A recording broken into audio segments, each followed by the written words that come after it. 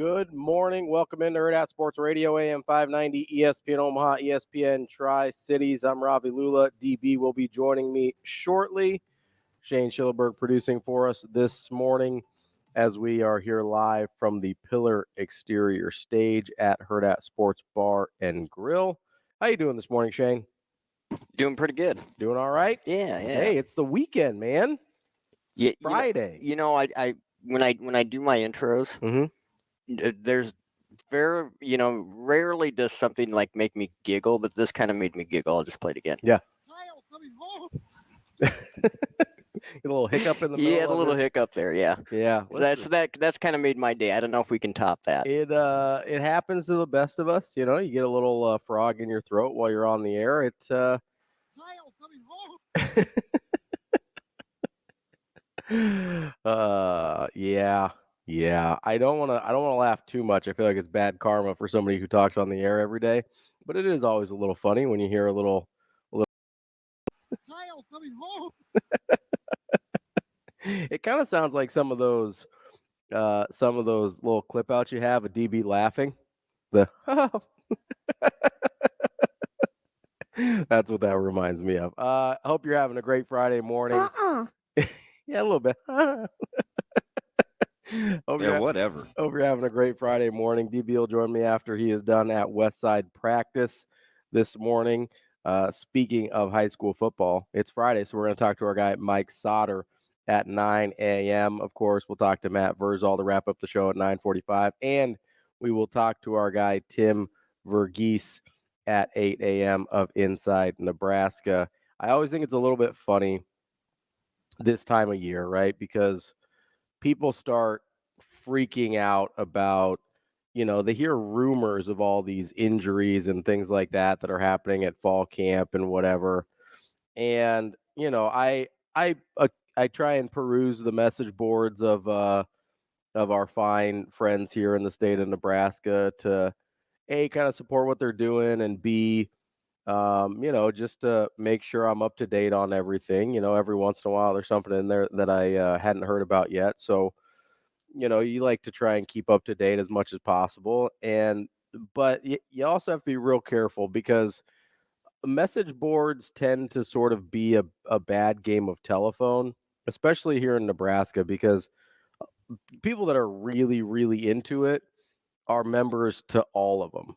Whether it's our friends at Inside Nebraska, whether it's our friends at Husker 24/7, whether it's our friends over at On 3, people tend to be members of multiple message boards or recruiting sites or whatever. And so, stuff will get said one place and then it kind of gets repeated another and whatever, right? So it becomes this bad game of telephone. My favorite one recently was, especially with the reemergence of NCAA football, the video game, there's a lot of people have been talking about it on message boards and everything like that. And apparently in one person's, dynasty game, whatever, Jalen Lloyd suffered an injury that, caused him to miss some time, miss the season, whatever. And so this person posted about it on one of the message boards. Someone took that piece of information from a video game and either thought it was real information or was playing a prank on someone. It's hard to tell. I never want to underestimate the stupidity the internet can provide sometimes. Love the internet, but it does bring out the worst sometimes. So I don't know if it was just an ignorance thing or a misunderstanding or if they were just trying to pull a prank on everybody. But then ridiculous. Some person goes out and starts posting on other message boards that Jalen Lloyd, the real Jalen Lloyd, is hurt and whatever. And so this little thing from a video game kind of turned into this game of telephone. And about a day later, people were freaking out that they thought Jalen Lloyd was going to miss the season, to the point where they're investigating his social media and find out, no, he looks like he's still practicing and posting stuff, whatever. And my point is, we need football games to happen so badly because we are at the point in the off season where offhanded comments about a video game are turning into legitimate injury rumors. And I think that's too much. I think we've gone too far down the rabbit hole. And we need to reel it back in a little bit. We need football games to happen so fast. Football. We need them immediately. I can't. I can only handle so much of the. I love some of the off-season stuff. I know some people don't, but I like lists. I like the watch list season. I like rankings of things. I like all of it. But when we get video game injuries that get telephoned into actual injury rumors of real people, I think we're done with the offseason. I think we've squeezed as much fun out of it as we can possibly have. I think it's time to play some football. Luckily, we don't have to wait too much longer, but dear Lord, I can't imagine what's going to happen in the next 15 days. Right there. Hopefully we've got some good news tomorrow. I know a lot of people are waiting on the announcement of David Sanders Jr. tomorrow. So we'll talk to Tim Verghese from inside Nebraska at 8 a.m. and see if he's got any news for us. Last week, and I'll ask him about this. Last week, I asked him about Isaiah Mosey and how that was going, and just a short amount of time later, I don't even know if it was a few hours, Isaiah Mosey had flipped to Nebraska. So we're going to see if we can conjure the same witchcraft there and get David Sanders to Nebraska by simply asking Tim what's going on with that recruitment. But we'll talk to Tim at 8. A big weekend, obviously, for Nebraska if they're able to land David Sanders Jr. But speaking of some of these off-season lists and things like that, one of them that came out a couple days ago was one of the more official lists. The AP Top 25 came out, the preseason AP Top 25. But ESPN went through and gave a ceiling and a floor to every team ranked in the top 25. And I thought some of them were pretty interesting because the way you hear a lot of people talk about some of the top teams in the league, it almost feels like a foregone conclusion that they're going to win 10, 11, 12 games, make the playoff. And there's no way that this thing can get away from them. And that doesn't appear to be the thinking of the fine folks at ESPN and FPI and all the things they use for their rankings.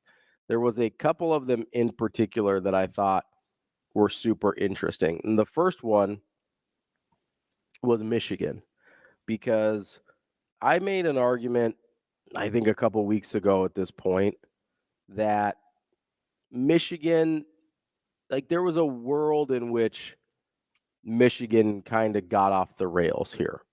You're dealing with another potential scandal with a different head coach, with Sharon Moore and the notice of allegations that came down from the NCAA recently. You're dealing with a ton of turnover from a team that was relying heavily on JJ McCarthy. Not heavily, but he was obviously a big part of what they were doing and how they took that extra step to win a national championship. But you're also dealing with, the departure of Jesse Minter. You're dealing with the departure of Mike Hart on the coaching staff. There's a lot of turnover, and they still don't totally seem to know who their quarterback is. Although people assume it's Alex Orji. I haven't heard anything as I've tried to look into it that would tell me that that's a foregone conclusion. I think there's a scenario in which this thing gets away from Michigan a little bit. And the folks at ESPN did, as I said, the ceiling and the floor.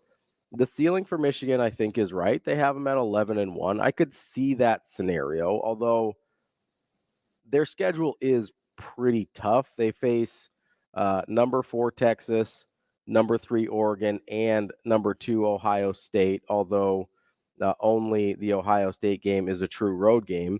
They also face USC as a ranked team. So they've got some potential hiccups there for sure. I think navigating that to 11-1 would be really difficult. I'd probably say more of a 10-2 for me. I don't know how you're navigating. I don't know how you're winning 3 of those 4 games if you're Michigan, especially considering Texas and USC are both in the first 4 weeks, and you're probably going to have some adjustments to do in that first 4 weeks if you're Michigan. But they have their floor at 6-6. And that's kind of that's the range I was talking about when I said the wheels could fall off on this thing for Michigan. Because I just mentioned 4 games right there. I don't think it would shock anybody if Michigan lost all 4 of those games. They also go at Washington, which I don't really know what Washington's going to be this year, but it's not impossible that they were good. That's another team that's dealing with a ton of turnover in both coaching staff and personnel, including their starting quarterback. They go at Illinois, at Indiana, and then they've got Minnesota, Michigan State, and Northwestern at home. So, and they open with Fresno State, which is not a walkover game either. So, I look at their schedule and I go, yeah, I think 6-6 is definitely on the table. So I thought that one kind of piqued my interest a little bit. Staying in the Big Ten here, another one that did was the newcomer to one of the newcomers to the Big Ten, USC. They're currently ranked 23rd, as I mentioned, on Michigan's schedule. But, I think there's a lot of variance in how people see USC. We talked to our friend Adam McClintock from Matrix Analytical, and he's got them. His models have them at 12-0. The models really, really like USC. The models over at ESPN have their ceiling at 10-2. So I can understand the scenario in which USC is good. I also understand a scenario where they're not physically ready for this conference. And as DB was talking about yesterday, the rigor of the conference, not just the difficulty of the opponents. They got beat up the last couple times they played Utah when Utah was full strength. This is a team that appears to tend to struggle with more physical football teams. So you've got that factor. You've got the fact that you're replacing Caleb Williams. And this is a team who was genuinely dreadful on defense. Now, they changed out a lot of those pieces too, but at best, that's an unknown. Certainly not a given. And then you've got the schedule, which they play very quality opponents. They don't really get hurt by, everybody's talking about like, oh, what's USC going to do in Iowa City in November, right? Well, they don't have that game this year. The conference did them a little bit of a favor in the fact that their only really northern road game is at Minnesota, and it's on October 5th. That's probably not going to be a problem. They go at Michigan September 21st, but they really don't have their last road game at Washington isn't, I know it's in the northern half of the country, but Pacific Northwest is not what we're talking about when we're talking about cold weather games in November. And then their only other road game in November is at UCLA, so that's right in their backyard. They got a pretty good break from the scheduling gods or, just the Big Ten Conference for their first year in the Big Ten. Now, the schedule is reasonably difficult. They've got at number 9. They open with LSU. They've got at number 9 Michigan. They play Penn State, number 8 in the country. They've got number 7 Notre Dame to wrap up their season. They've got at UCLA, their in-state rival. Like there's a difficult schedule there. There is a lot of potential losses there, especially if Miller Moss is not the guy that people think he is, or if the defense hasn't improved. Like this thing can get away from them. And the ESPN FPI and their analysts over there has their floor at 4-8, which is even kind of lower than I thought personally. I thought, again, we were talking about kind of a Michigan 6-6 type situation. They've got USC's floor at 4-8, which would I think be, obviously an abject disaster. I don't know that if you're Lincoln Riley, you can allow this thing to backslide this far. I also don't know if you're Lincoln Riley that you'll lose 8 games just because you'll be able to outscore people. You'll be able to outscore more than 4 people. So that was going to be my question: is the floor I think the floor is too low for them. But if the floor for all these teams, is that a disaster? No, I mean, no. I don't think so. Because, you go through, especially some of the teams higher up on the list here, I think that, you go to, let's go to like Texas this year. Their floor, their ceiling is 12-0, which makes sense. Their floor is 8-4. I know some people would view that as a disaster, mostly in the state of Texas. But that's pretty easy to see how something like that could happen, right? You're going into the SEC, new conference, a much tougher schedule than you're going to be dealing with, or than you would have dealt with in the Big 12. And I mentioned they're starting with they've got Michigan early in the season, so they go at Michigan, they've got Oklahoma, they've got number 1 Georgia, they go at Arkansas, they go at Texas A&M. Like, you could see 4 losses on their schedule without that much going wrong. Just Texas is a powerful player. I know you'd like to think so, Mac, but that one could go. That one you could get to 8-4 with Texas without anything going like terribly wrong. Like, I don't even think that's a wheels fall off situation if you're Texas there. Now, I understand internally that would be like in the state of Texas, people would lose their minds. Like, that's Texas kind of does that anyway, right? But I actually think there's a team at number 3 here, Oregon. Their ceiling's 12-0. And they have their floor at 9-3. I actually do think 9-3 would be a disaster for Oregon because their schedule is not bad. They've got Ohio State at home, which that's going to be a tough game. Then they go at Michigan. Those are their only 2 ranked teams. Now, they play Boise State early, which is a good team. But those are their only 2 ranked teams. They have to go at Oregon State this year, but they got gutted when Jonathan Smith left. They've got Washington at the end of the schedule, but we have no idea what Washington's going to be. Maybe that's a tough game by then. Maybe it's not. They've got at Wisconsin in November, second to last week. So that's probably their 3rd toughest game, I think. But we also don't know what Wisconsin's going to be. I'm not a huge fan of Tyler Van Dyke, and I'm not sure that that's a team that's going to scare me in the second to last week of the season. Like, I think 9-3 is more of a disaster for Oregon than 8-4 would be for Texas. But there is a team on here that I think they missed the boat on their floor dramatically, and we're gonna stay in the Big Ten for this one. And it should be no surprise to you. It's number 25, Iowa Hawkeyes. Surprise, surprise. Because they've got their ceiling at 10-2, which, by the way, I think is low. I think it's 11-1. The only loss on their schedule, their only for sure loss on the schedule, is at Ohio State on October 5th. And that one's probably going to be relatively close anyway, because that's just how Iowa plays football. And I do think there's a chance that things get a little squirrely in Ohio State with that quarterback spot. I don't know how you're going to keep both Will Howard and Julian Sayin happy. It doesn't make any sense to me. I don't feel great about it. I know it's an old, outdated saying, but there used to be this saying, if you've got two quarterbacks, you don't have any.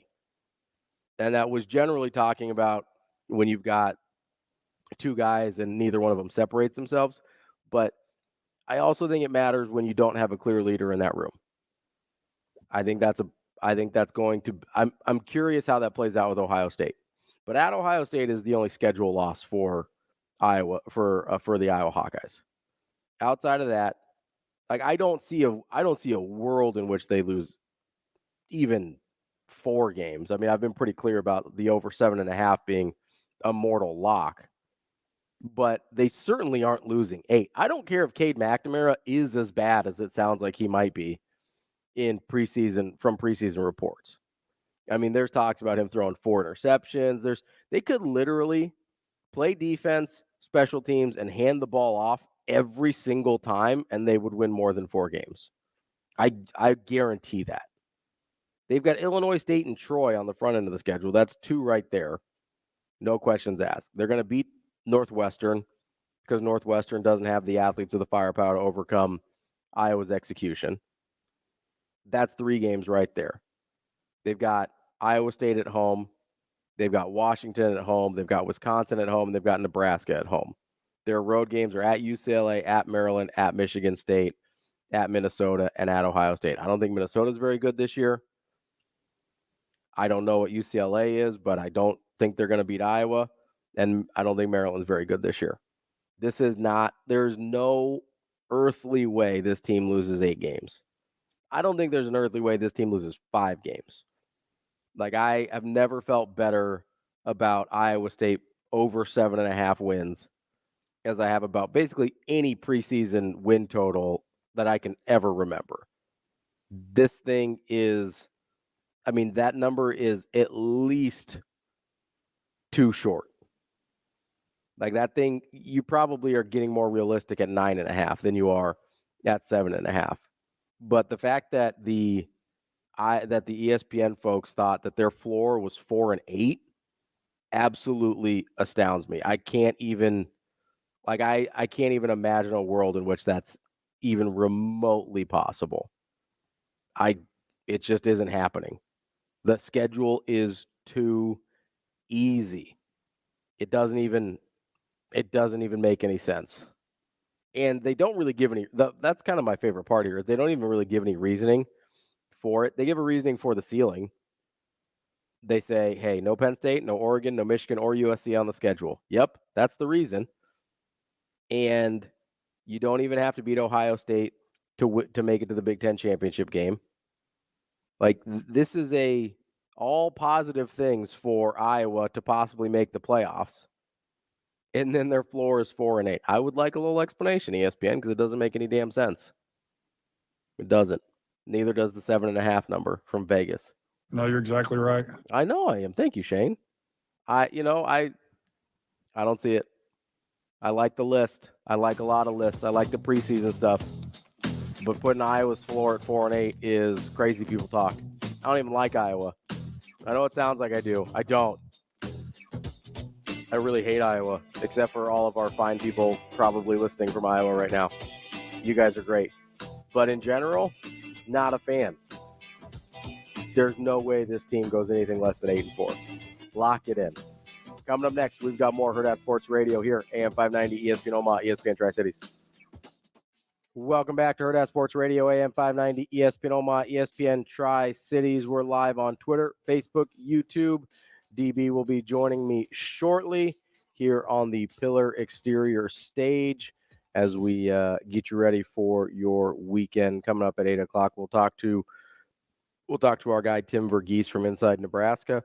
As I mentioned earlier, we'll talk to Mike Sautter, very own Hurrdat Sports, at 9, and then we'll wrap up the week with Matt Vrzal. Send you into your weekend with some fun there with Verz. I know Sauter's been traversing this fine city and state of ours, going out to high school practices as he prepares and gets ready for the high school football season. A little disappointing there's no week 0 for high school football this year, because then we would have a matchup next week, but they start the same week as college football's regular season in week 1, no week 0 for high school this year. So we'll talk to Sautter, see how things are going in that direction as well, and we'll have a good time chatting him up as DB heads over from one of those practices that Mike's been going to throughout the last week or 2 weeks as those things have kicked off. He's been busy. He has been busy. He was going, I think he said 20 practices over the course of 2 weeks, which, if you know anything about when those get scheduled, that's a tall order. A lot of them overlap quite a bit, and he usually stays for most of the practice. So he's doing the work to get to all those different places. We appreciate the work he puts in, and we'll catch up with him about that here at 9 o'clock. But there's a couple comments on the YouTube stream that I thought were interesting. I know people enjoy bringing up that Iowa is losing their punter and Cooper DeJean and all of that. I get it. I do. I also get that Iowa's been doing this exact same way for much longer than those two guys have been around.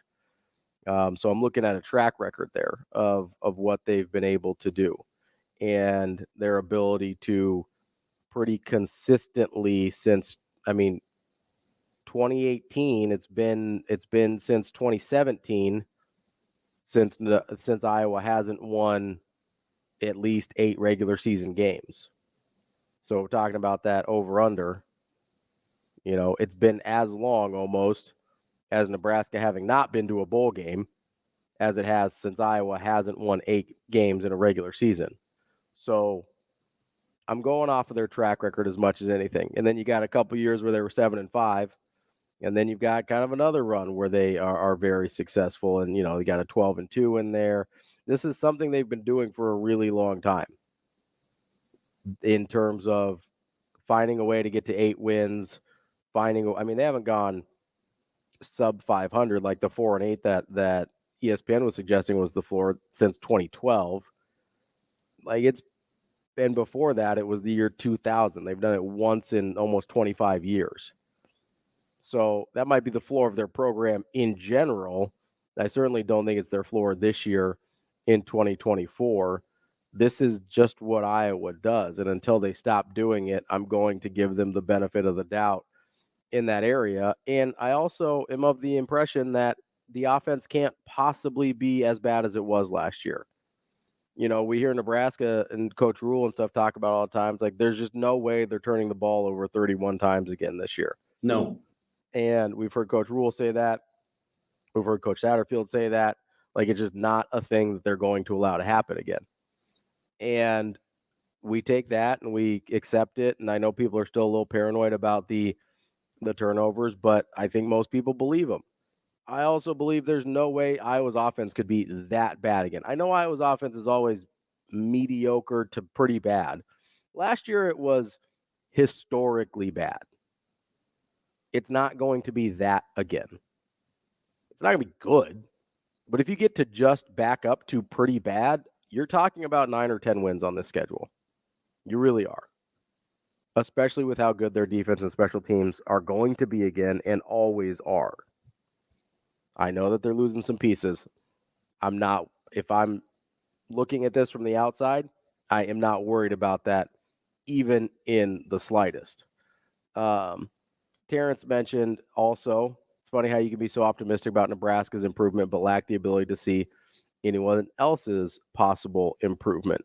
And I don't know which particular team that Terrence was saying that about when I was going through some of these, but of the teams I talked about, I certainly think there is ability for other teams to improve, but I'm trying to go on track records here, right?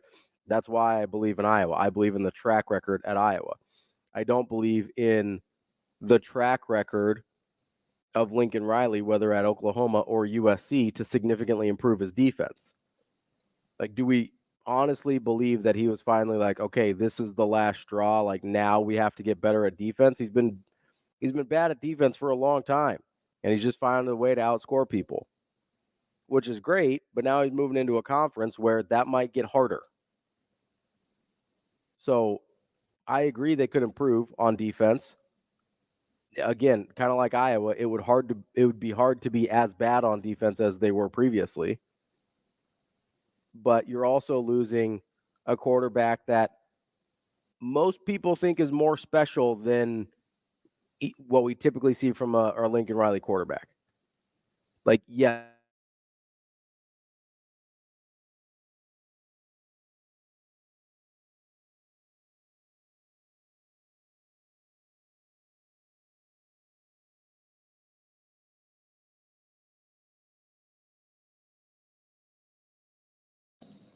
And if the defense improvement isn't better than the drop-off from Caleb Williams to Miller Moss, USC could be in trouble. Even if those things do work out, coming into the new league, USC could be in trouble. It is a different league, and it's the thing that DB talks about, is a different rigor in that league than USC's dealt with before. They might be able to get up for an Oregon and a Utah once a year. It's going to be really hard to do it every single week. There's, even in the weeks that aren't, the best teams in the world, like, you still have to go and play Rutgers, and Rutgers just wants to beat your head in. That's all they're interested in doing. Like, LSU is probably more stylistically, their opener is probably more stylistically what USC wants to win, but it's also one of the best teams they face all year. And then you go to at Michigan, which they're just going to try and beat your head in. You go Wisconsin, which they're less physical than they used to be, but I still don't think that's something that USC is necessarily up for in terms of physicality. Then you go at Minnesota, they're just trying to beat your head in. You got Penn State, they're going to try and beat your head in. Rutgers, as I mentioned, at UCLA, they're going to try and beat your head in. Like, this is a schedule that USC hasn't had to deal with before. And that's something that I think is going to affect their level of improvement. So, yeah, there's teams that I believe in their improvement more than others. Like Georgia, for instance. Georgia has lost a boatload of talent to the NFL over the last 4 years. More than anybody else. And high-end talent. You're not getting a lot of, like, seventh-round guys that are boosting the number of guys that got drafted from Georgia. You've seen the number of guys off of their defense that get drafted in the NFL. You see them having to replace those guys all the time. I believe in Georgia's ability to improve. Yeah, they start off with a pretty good product, but I believe in their ability to improve because that's what their track record has shown me. If I don't have a track record on somebody, or if their track record has told me something else, then that's what I'm going to lean back on. The track record at Nebraska so far, both with Coach Rule, or both before Coach Rule got here, the track record for Nebraska's coaching staff before they got to Nebraska and since they've been here has been that their guys will get better. The track record of Donnie Raiola is that the offensive line is going to get better. The track record of Matt Rule is that he is a developmental coach and players get better year over year in his program. Not every single guy, but way more than not. So there's reasons to believe, and some people are going to improve more than others. That's how the game works. If everybody improved at the same rate linearly, this wouldn't be that hard to figure out. Instead, we got some people that think Ole Miss is making the playoff, and ESPN says their floor is 6-6. They have they've got a pretty wide range of results there too. If it was easy, it'd be a lot easier to know. I do know this though: Iowa over 7.5. Always, Shane. Always Iowa over 7.5. That's the rule. Just take it. Just take it. Run with it. At least for this year. DB will join me coming up next as we wrap up hour number 1 here on Hurrdat Sports Radio. Wrapping up hour number 1 here on Hurrdat Sports Radio, AM 590, ESPN Omaha, ESPN Tri-Cities. We're live on Twitter, Facebook, YouTube. That's DB. I'm Ravi Lulla here at Hurrdat Sports Bar and Grill, where you can come see us on August 30th for our live pregame breakfast. Let's just have a party. We're going to have a little party here to kick off the football season that Friday morning before the UTEP game. You can join us at Hurrdat Sports Bar and Grill for a little radio show, a little breakfast, maybe even a little cocktail if you're in the mood at Hurrdat Sports Bar and Grill. Make sure you go to eventbrite.com, search Hurrdat Sports to reserve your seat, and then you'll just go ahead and get your breakfast the way you normally would here at the bar. Make sure you join us for that. It's all presented to you by EP Foundation Repair. DB, what's up? What's going down? We're just talking a little football, a little college football. How's that treating you? Oh, it's going all right. We got some Iowa doubters in the comments in the YouTube section. Iowa doubt, is that like, what, are you being serious? Like, yeah, no. How'd that come up? Well, so I was kind of going through the ESPN did an exercise where they gave the ceiling and the floor for some AP teams. You talking about just a couple days ago? Yep. Yeah. And one of the ones I had a little bit of an issue with was Iowa because they said their floor was 4-8, which does not seem remotely possible to me. Yeah, they would have to get really poor quarterback play. Like I think they'd not only have to get poor quarterback play, I think they'd also have to get poor defense and special teams. Okay. God, this is a tough one. So I get the pushback though. Is that weird? Yeah. Because I'm all in on Iowa. Yeah.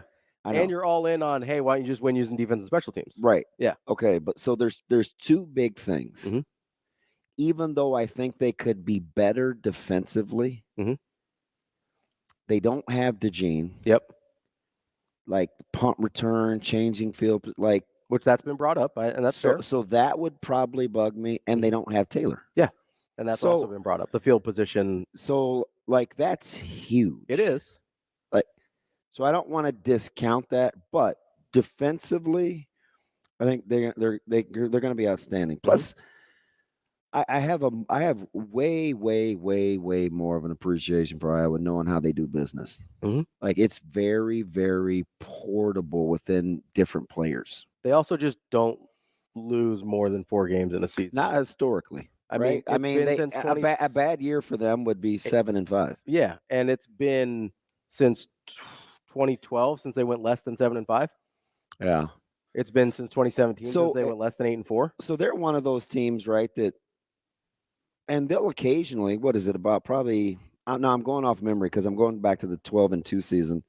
They're like, 8-9, 9-9, then like a 10-11. And then maybe 7-7, and then maybe that seems like they're. Although they've gone 10 wins 3 of the last 5 years. Yeah, so it's been a little better. I'm sure that would not surprise Iowa fans. They know, but yeah, before that it goes 9, 8, 8, 12, 7, 8. They had the one weird year where they went 4-8 in 2012. No, so we have to remember, like this is key.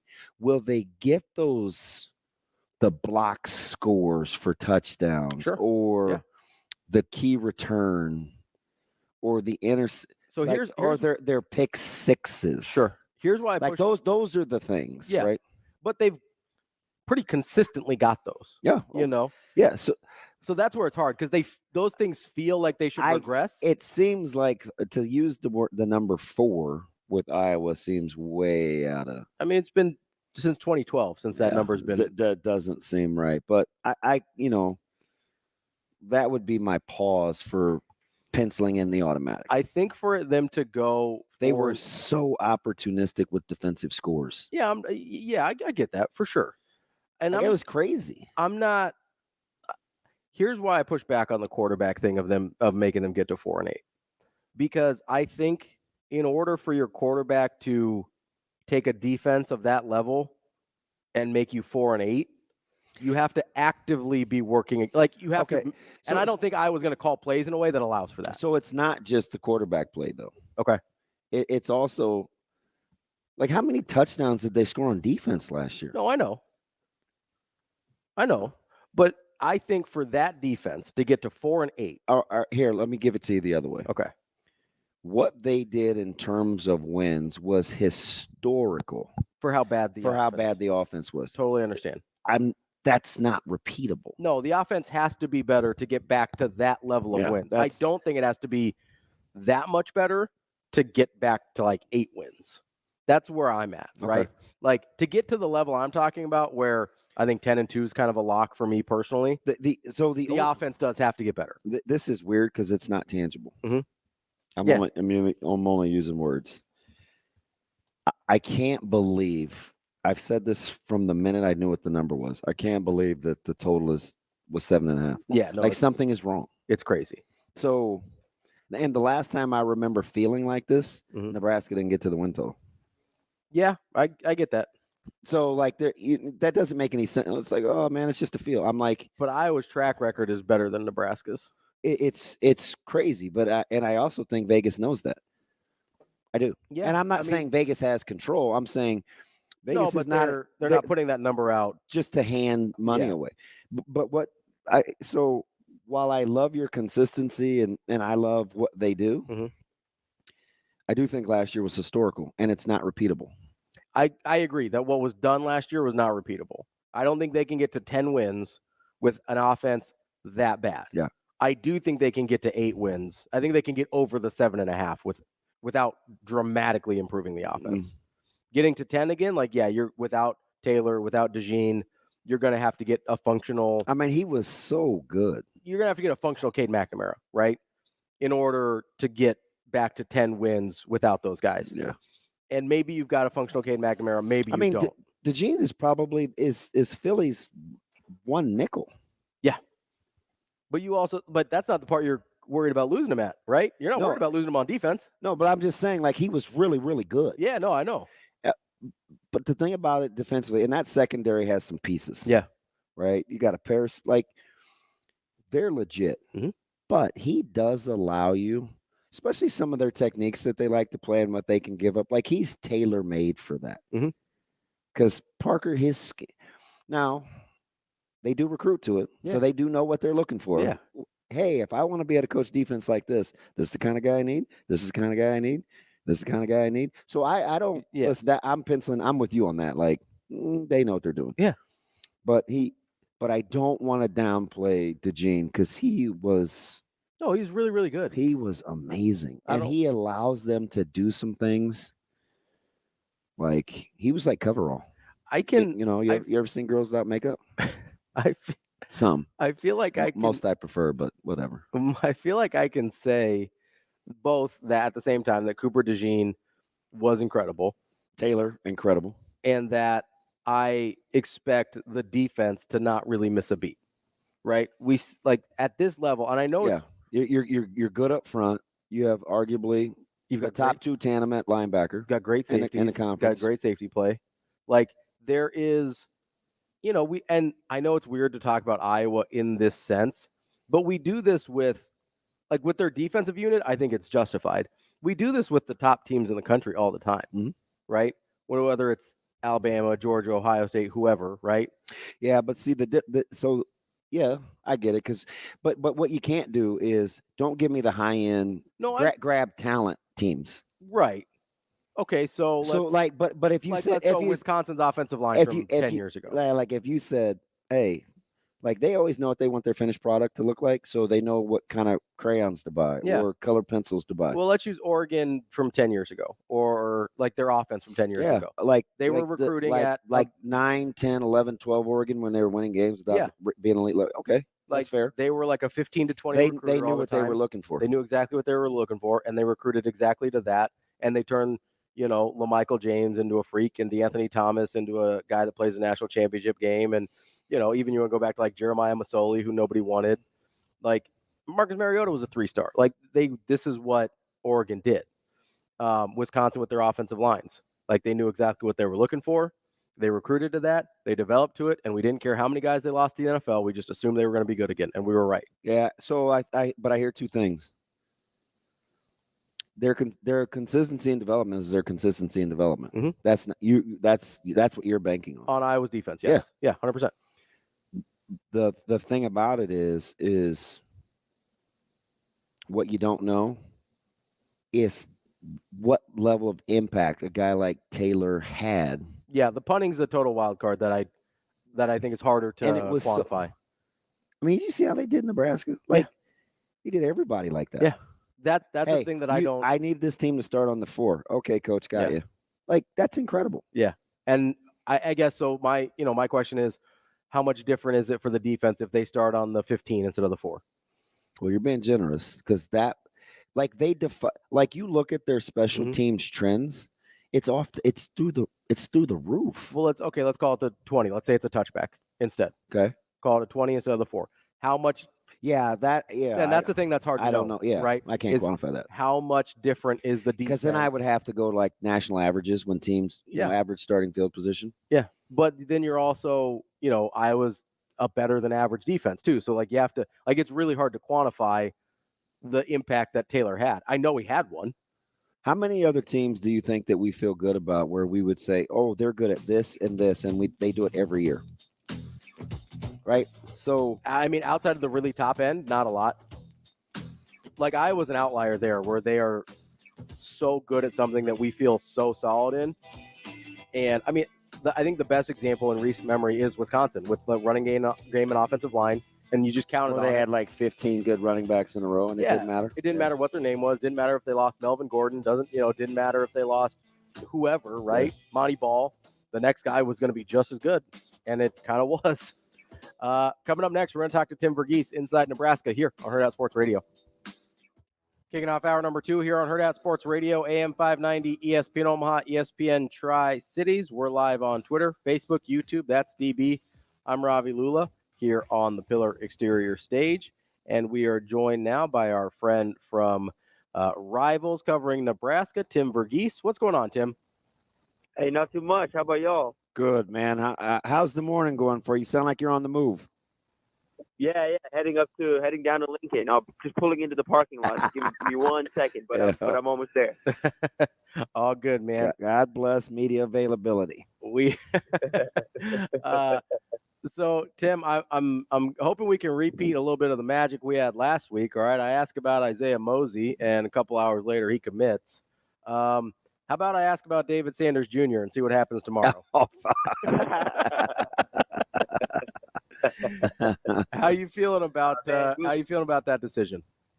We'll see. The all week I've kind of just it's maintained that Tennessee's got this lead. I do think there is still a kind of a window open for a potential surprise here. I do too. But I do think this is going to end up being Tennessee at this point, just from everything I've been able to gather at kind of just at this point of the recruitment. And again, I think I said this last week, and I've said this a couple places at this point, but I think Nebraska's positioned themselves to, if they want to push for a flip, they absolutely can down the line. It's just they don't have the time. They didn't have the time to get this done by this summer. So that's the cool thing, though, right? Potentially, it's that whatever is said tomorrow, the window is still open. That's kind of how I feel. Yep. Well, and it doesn't matter if it's a Nebraska to Tennessee or Tennessee to Nebraska. It just appears to be pretty fluid. Yes. Which is interesting, because this is a kid that, again, the way he kind of approached this decision is he wanted this to kind of be the final decision, but we're getting closer and closer to it, and I think he's realizing, too, just the caliber of prospect he is. None of these schools are going to back down, even if he does, even wherever he does commit. None of these schools are going to stop recruiting him. It's not like his recruitment all of a sudden shuts down. These schools are going to keep trying to push the flip until they basically get told, no, we're done. Yeah, Tim, I guess that was kind of my next question is, if it is still open, why the announcement tomorrow? I guess, I know for some guys, they don't want to lose their spot in a class, right? But that's obviously not going to be the case with Sanders. Well, I think a lot of his has to do with when his season starts.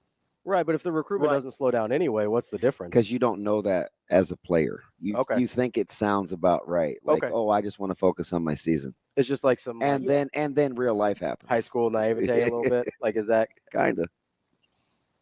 I don't want to do. Is that what you think, Tim? Because I don't want to. Because I probably don't know anymore. That's very much what it is. That's very much what it is. Is he is under these, and even the way him and his family kind of talked about this is they were we want to get this decision behind us so we can focus on senior year, finishing out strong, and then getting enrolled early.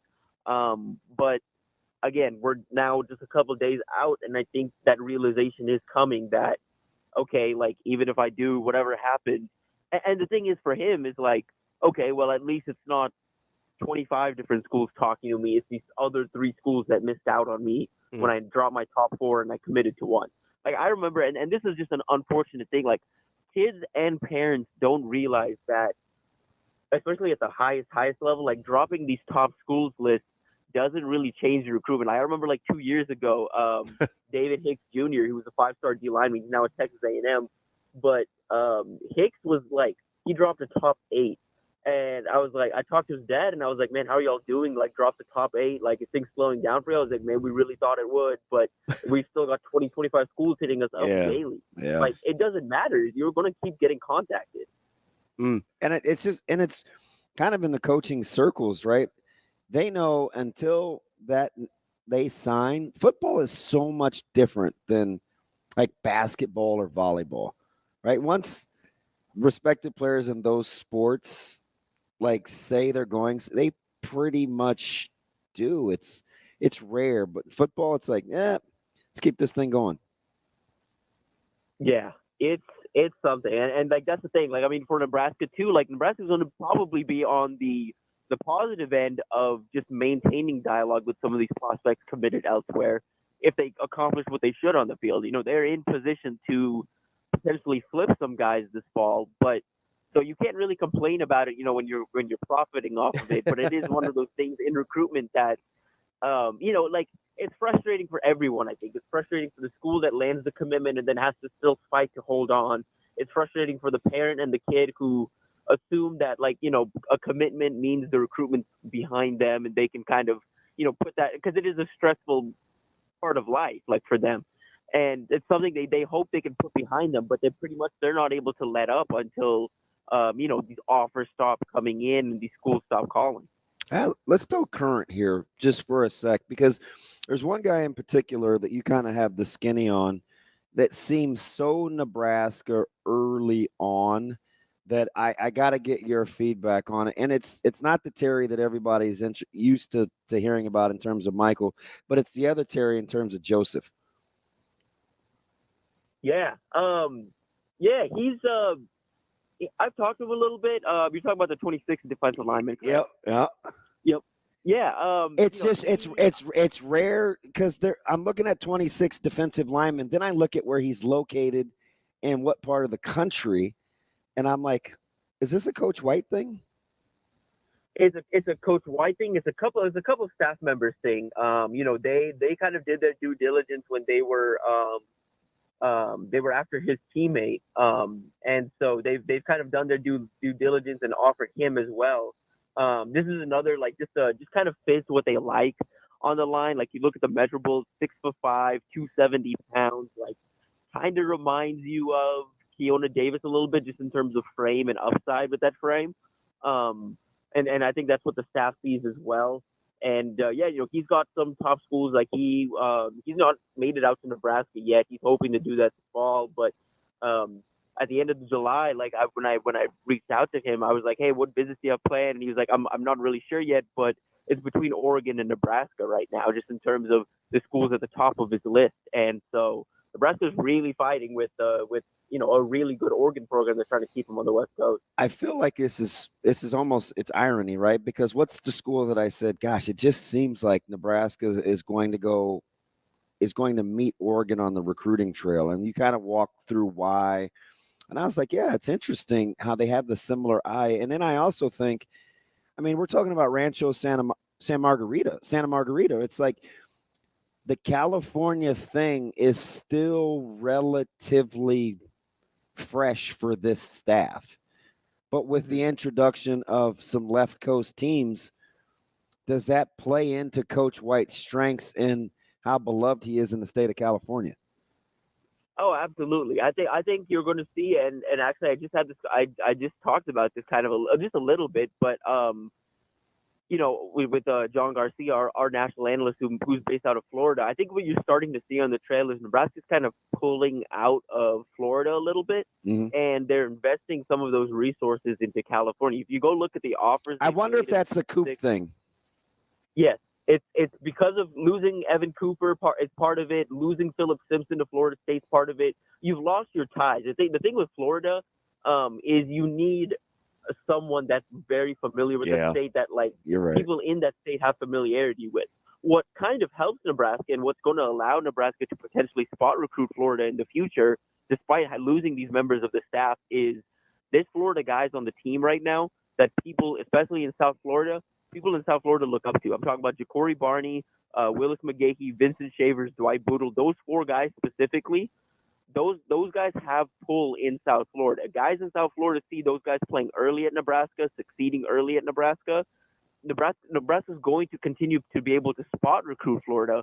They just, under Cooper, you kind of saw a bunch of offers go out and a bunch of, Florida prospects make it out to Nebraska. You're not going to see that anymore. I think you're going to see more of that coming out of California, where Nebraska's hosting a team full of guys. And those I think you're going to see that more out of California moving forward than Florida. And who knows? I think it's kind of this unspoken thing, but Tony White does end up leaving after the season for a head coaching job. All of a sudden, that's your California guy. You don't have resources like that anymore. You don't have a good relationship in California outside of Tony. So you hope this season the staff kind of picks up some of the slack in California and Florida, so they're built to last, even if they deal with some more, coaching transitions. People keep dropping that. I don't know what school on the West Coast is going to have an opening, right? Because That's my thing. San Diego State is in a good spot. UCLA is in a good spot.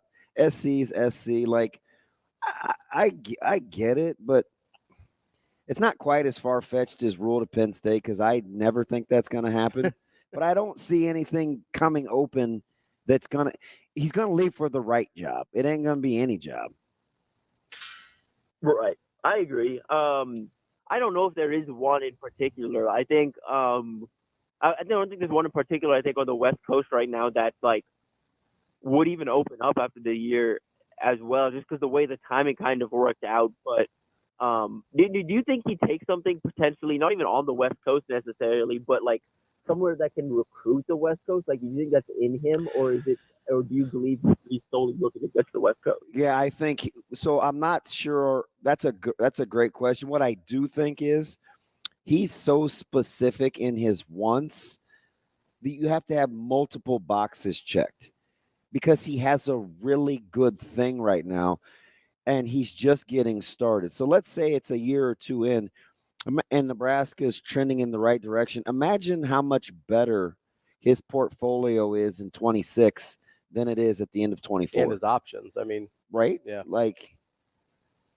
I mean, short of Florida coming open or Arkansas with Pittman and Napier, like, I mean, just not sure that's what he would want. So I do think safely he would be very, very particular, because he can be.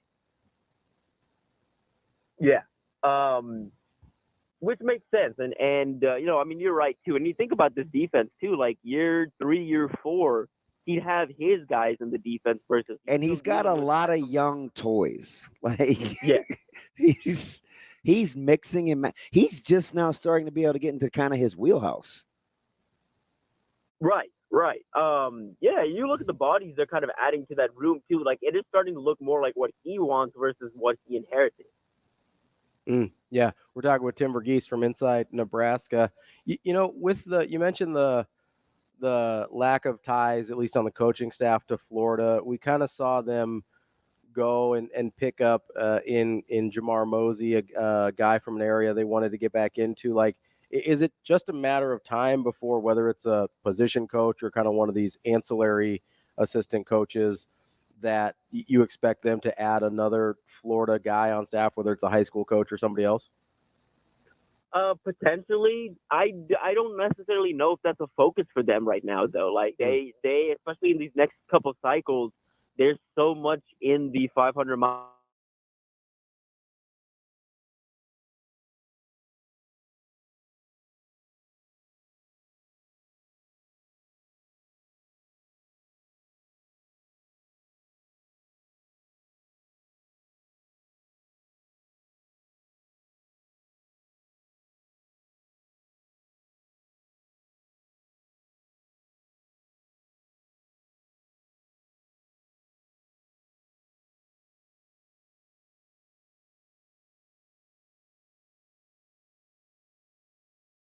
Oklahoma is also not this staff specifically. They don't make early offers in state.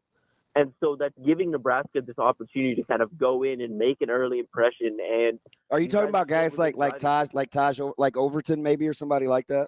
Yeah, Taj Overton's one. They're going to get Caden Jones. He's the number 1 running back in Oklahoma in 2026. They're getting him out for the Colorado game. 2027, they have an offer out to Samaj Stanford. He's out of Jenks, Oklahoma. Again, I had a coach down there that down in Oklahoma that's coached against him and has seen him in multiple different settings and believes that Stanford's going to be a top 5 safety in the country when his time comes. Tim, I'm always curious when we are talking about, recruiting maps and things like that. Is there, is there any value to picking up, whether it's another connection in Texas as well too? Like, I know they've got those strong ties there with McGuire and obviously Rule, but you mentioned Oklahoma, and my thought process automatically goes to Texas. Is that just already part of their pipeline enough where you feel comfortable? Yeah, somewhat, and then they've added to it. Like, I mean, like beyond, like obviously off field, Josh Martin, he's got some Texas ties. Having coached at SMU and his days as a high school coach. Ira Savage Lewis, that's a guy that coached at the high school level in Texas and joined the staff this offseason from Shadow Creek High School. So he's got some familiarity in Houston specifically and can help you out a little bit there. I think the staff, if they can add a guy. I was gonna say, who's my Temple, Texas guy? Because I sure do like Carlton. oh yeah. I mean, I think they'd love a guy that can really help them out in that area specifically, because beyond Jamarian Carlton, they love London Smith out of University High, that's in Waco. That's another guy just in that area within an hour or so of Temple, or within a couple minutes or so from Temple. That's another guy they really like who can play both ways.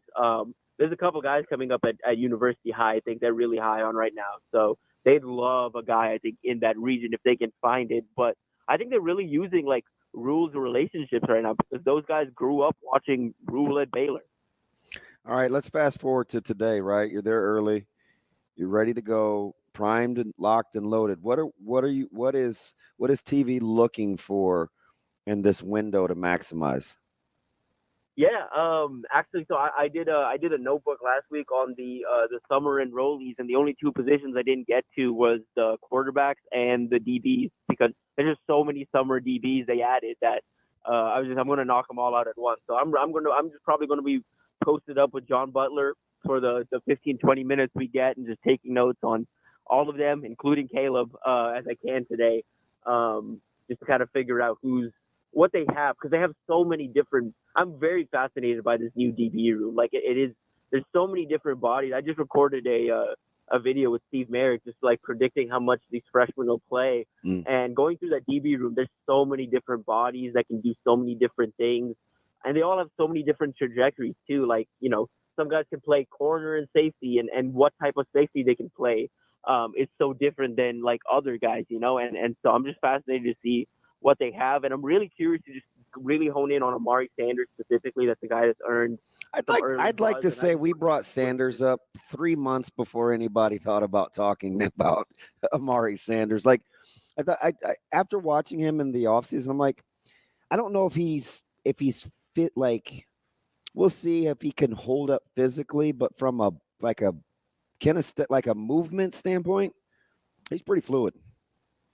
Yeah. And you go back and watch this tape too, again, like just coming from where he came from in South Florida. Like, this is a guy that went up against like Jeremiah Smith and Josiah Trader and like all of these like elite receivers that are like at the very top of their classes. There's a couple 5-star receivers out of Florida coming up in the 26 and 27 class that this guy's just going up against in practice, or just seeing on the field. Like in practice, this guy was going up against Jalen Brown, who's like a track star who's now at Florida State. Like he's gone up and seen some of the best, like which preps you for this college level. Tim, you mentioned you're going to be posting up with the defensive backs today, and DB and I were talking a little bit earlier about recruiting to kind of an identity and to a profile. And then I hear you talking about, hey, they've got all these different guys, the different body types and different abilities and stuff like that. Is that in your mind because they want versatility, like in the defensive back room, or are you concerned at all that maybe they haven't quite figured out what they want in their defensive backs yet? It's an interesting question, just because I think the room's in an interesting place because of the coaching transition. Mm-hmm. They want versatility. Of course, they're going to keep cross-training their guys, and I think you're going to see the room shift a little bit in the future to look more like what John Butler wants than what Evan Cooper wanted. Because I think Cooper made a lot of offers and kind of had this like a wide range of guys he felt he could tap into potential of. And then I listened to John Butler talk, and I talked to recruits and figured out what they think of Butler so far. I get the impression that Butler very much wants to get to know guys and figure out their mentality before he offers. He wants ball hawks, and he believes that comes from what he's seen. He believes that comes with the mentality. Like, he wants guys with a ball hawk mentality. And it's clear he's looking for something specifically in the way the guys he recruits are wired. So I'm curious to see if that shifts anything moving forward. because we haven't even seen him really make any offers just yet. So I'm curious to see kind of when he does get on when he does like get out on the road and starts to make some offers. I think you're going to see him expand the 26 board this fall. I think you maybe see a couple offers in the 25 class if he wants to add somebody else. So, Jeremiah Jones is currently like keeping an eye on Missouri. If they need to backfill in the DB room, you may see some new offers. So I'm curious to see kind of what that room starts to look like when he makes some offers. But right now, I think he's pretty satisfied with what he has in the room because he can just work with so much. They want to be versatile everywhere, like beyond even just the DB room. They want to be as versatile as possible, but it starts in the DB room where it is it's easier than other positions to cross-train. TV.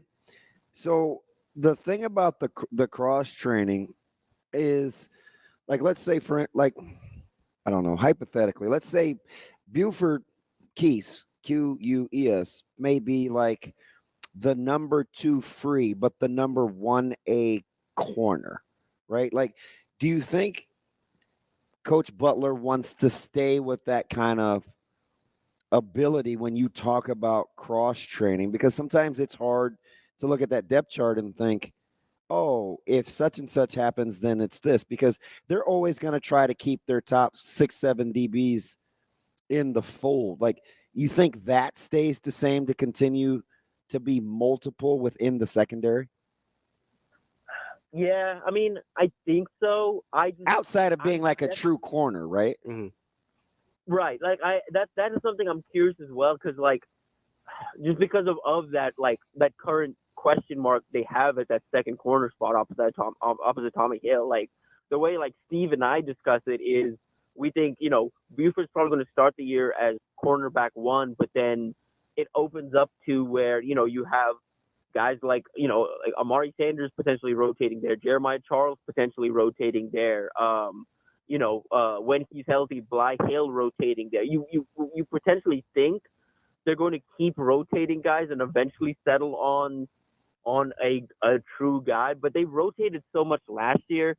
I still think like you're going to see more than likely is outside of like specifically Tommy Hill, Deshaun Singleton, and Isaac Gifford, the rest of the guys that play, those snap counts are going to be relatively even, I think.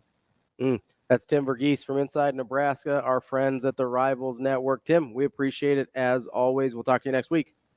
Yes, sir. Appreciate y'all. We'll talk next week. Thanks, TV. That's Tim Verghese from inside Nebraska. Interesting stuff with the D-back room. Yeah, like that's a really interesting room. I think, and I try to get. How can I say this? I feel like I have a decent handle on like the rotations, right? So, like for instance, if Keys is a second free safety, is the field safety, and let's say he's behind Malcolm, but he's the 1A corner, that means that the next safety up, that means the third safety has to be ready to go, and like basically as good as the second safety right now. Yeah. Like that's how those kinds of things work with, and everybody's going to pretty much be able to move outside of Gifford because rovers are typically rovers. Yeah. The other 2 safeties have to be interchangeable. We'll get more into the defensive back room when we come back. That's DB. I'm Ravi Lulla. It's Hurrdat Sports Radio. Welcome back to Hurrdat Sports Radio, AM 590, ESPN Omaha, ESPN Tri-Cities. We're live on Twitter, Facebook, YouTube. DB's here somewhere. I'm Ravi Lulla. Here on the Pillar Exterior stage, where we're brought to you by our friends at Team Jack Foundation. Make sure you get to teamjackfoundation.org to donate directly to the cause, see what events are coming up, maybe get involved and volunteer, see what projects they're working on, all the things you need to know at teamjackfoundation.org. And what you need to know most is their goal. It's to find better treatments and one day a cure for childhood brain cancer. DB. I had to get a club soda and salt water, man. No, I understand. You gotta stay hydrated. You gotta keep that voice in tip top. Sucks. Got a little froggy voice going on. It's all right. A little bit. So I want to return to the question I asked Tim about. I do not. I'm totally kidding. Okay, well, go ahead. I don't know why I just said that. Because sometimes you like to have a little bit of a little attitude with me, DB. I was asking him about the recruiting to an identity in the defensive back room, because I'm a firm believer, I've said this for several years at this point now, that Nebraska's issues with development were an identity issue more than anything else. Because if you don't know your identity, it's really hard to both recruit to what a finished product's supposed to look like and then develop the guys you recruit to look like that finished product. If you don't know where you're going, it's really hard to get there on time, right? So whether it was like Bo Pelini's offenses to a certain degree, when we saw they would get some 4-star guys and it just never really got to, you see a lot of guys leave, or they, like a Jamal Turner comes to mind. I don't think they ever knew what to do with Jamal Turner. That was a really talented guy that probably should have been better than he was. Sometimes Jamal didn't know what to do with Jamal Turner. Yeah, and I think that's a factor too. Not only, but I think that can come down from the top. Yeah, too. I don't think that's all a Jamal thing. Clear direction helps gives you a path, right? Especially when you're 18 years old, right? Like that makes it challenging. And so there's guys like that pop in my mind that I'm like, okay, like some direction, identity would have helped there. And then Coach Frost came in. I'm like, okay, I think they have more an idea of what they want to be on offense and then defense. And we still maybe saw some issues with development. So I was like, okay, maybe it needs to get even more specific than that. And then Coach Rule came and I go, maybe it's not a scheme thing. Maybe identity that you're recruiting to is more philosophical than I need a quarterback that looks like this, although I do think that's part of it. And so I say all that to bring up the point that Tim made about John Butler. And the identity that he kind of pointed out was ball hawks, right? I wouldn't sit here as a layman football fan. I wouldn't sit here and say, hey, ball hawk is an identity I would immediately think of. I would think of, okay, I want either like long, lanky corners, or I want quick guys, or I want zone guys, or I want man-to-man guys, or I want safeties that are, able to come help and run support, things like that. Like, I wouldn't think of ball hawk as a thing that could be developed, but that doesn't mean I'm right. Like, when you hear that, or you kind of hear this idea of like, is versatility a skill or an identity that can be identified and developed too? Like, those are the questions I have. And I'm not saying, and they're genuine questions. I don't know yet. And so I sit here and ask you, like, if you're, obviously you work with defense with Westside, like if you're looking for certain things to develop guys and you're not recruiting them despite what everybody seems to think, like, but you're developing these guys that come into your door, like, what are some of the identities that you're trying to develop them into? Are they as specific as position, or can it be more philosophical than that? I think it can be more philosophical than that. Like I always say, or Coach Queen or Coach Jensen, it doesn't matter who's on defense. Like, we want guys that are around the football. And we'll say that term generally, right? Or I'll say, hey, when we get our hands, I'm big in it. Like, I always talk about this. When people look at turnovers and takeaways, they only look at the ones that they got. Like, very few people other than that particular team look at balls that you don't get that are on the ground, or balls that hit your hands that you don't catch, things like that. So, because you want to create the opportunity, not the result. Right. Like, you eventually, because the results will come if you create enough opportunities. Because it typically stems from being in position. Yeah. And that's our job. Yes. Like, we're supposed to get you in position where you have an opportunity. So, but once you get there, then it's on you. That's on you. Yeah. So we talk about that philosophy all the time. Hey, man, we say, listen, we want tacklers. We want runner hitters. We want guys that when they get their hands on the ball, it has value. There's a reason there's only, like, all these things we say. It helps us create the culture that we want on defense without being super specific about what it is supposed to look like. About what their physical skill set's supposed to look like. Because, and I think why you hear that from Butler, to kind of get to what you're saying specifically, not everybody's going to be like Jarius White or Poyer or Hamlin. Like, they're different types of players, but the mindset that he wants within those guys is got to be similar to the culture he's trying to build, right? So when those guys get their opportunities, they have to make the balls in the air. Hey, we won it. Mhm. I'm not saying you got to be 6'3", long arms, and because if you're 5'9" and can go get it, yeah, right, go for it. right, yeah. But the mentality is still the same. Is that why they like a Malcolm Hartzog? I'm gonna say this again. We all better learn to like Malcolm Hartzog. Oh, yeah. Right. I'm going back to like February. Yeah. Stop selling that guy short. But that's a guy that he's pretty good. Look at physically, and you're right? not like blown away. Right. Right. And you go, or we see this in NFL draft all the time. Malcolm Hartzog couldn't be any more different physically than Deshaun Singleton. Right. 100%. That's a great example. Okay. Long, lean. What's Deshaun, like 6'3"? Yeah. Like big dude, lean. Like lean. Yeah. Long levers. He doesn't look like Malcolm.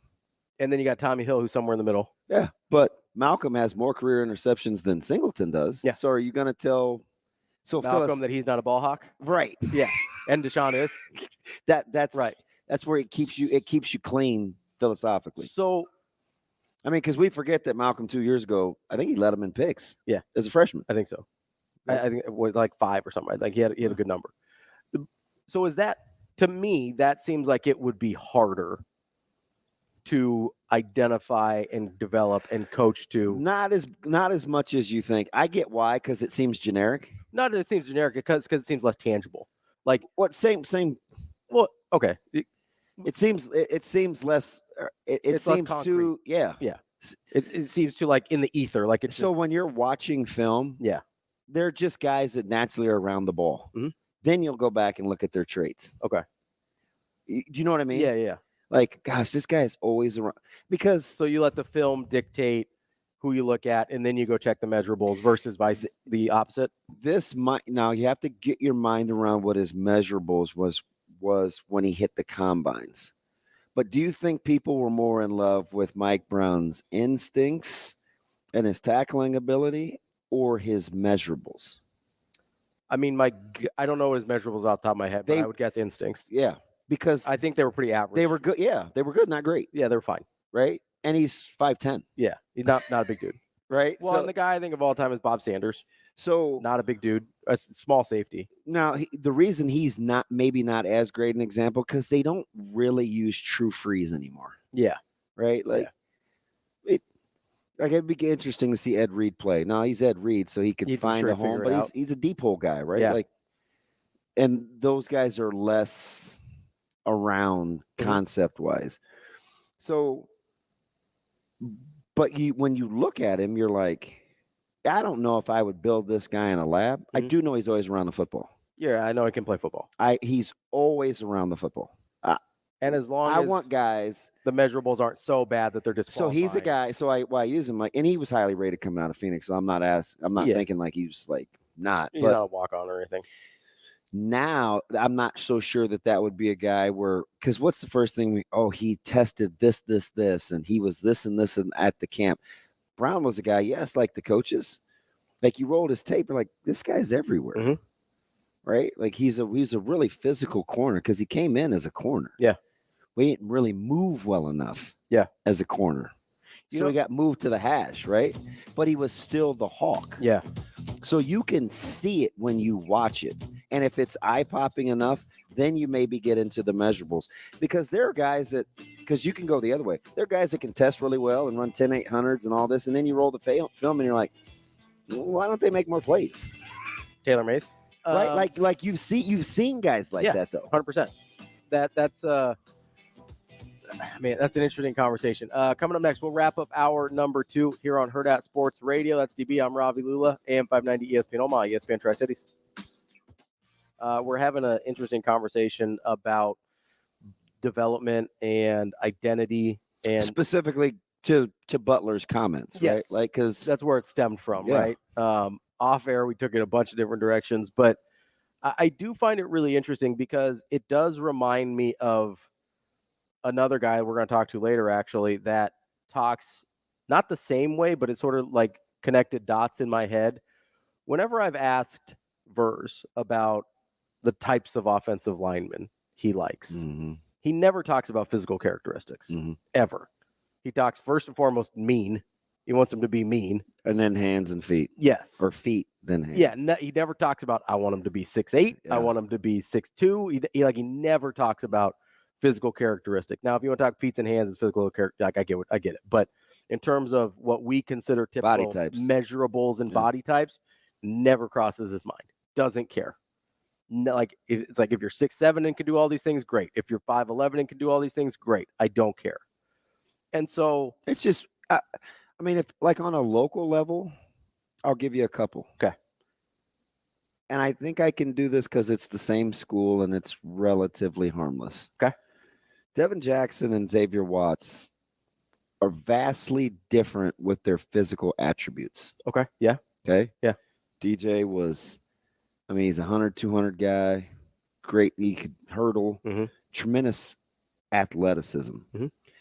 Xavier Watts, the story's famous, right?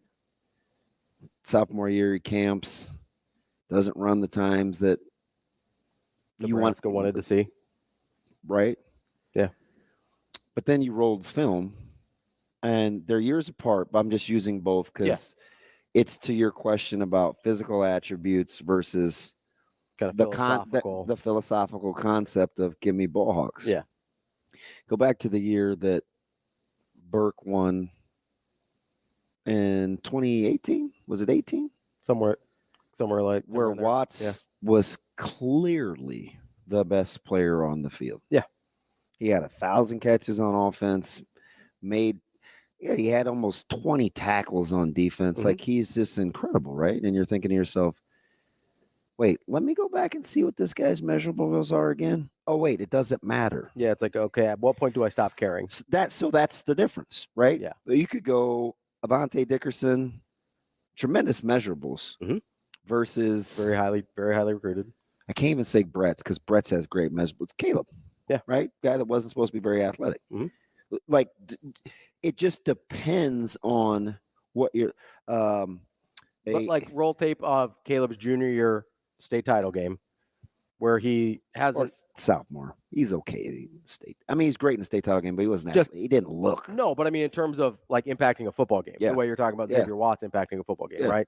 So he's got what, 2 or 3 picks in that game. Yeah. He's got 14 receptions. He's playing both ways when he wasn't supposed to play one full time because he's just coming off an injury. It just depends on like what you're talking. And it's a great question because it seems ambiguous. Yeah, but like I know it's not registering because it seems pretty general. Yeah, but it's like been rattling around in my head, and it's like you can see the wheels turning, I'm sure, because then I ask myself, I brought up Verghese in the offensive line. Then I ask myself, like, okay, what other positions does this apply to? Could you do that with? Because I think running back's one of them. But I think running back is really I agree with you.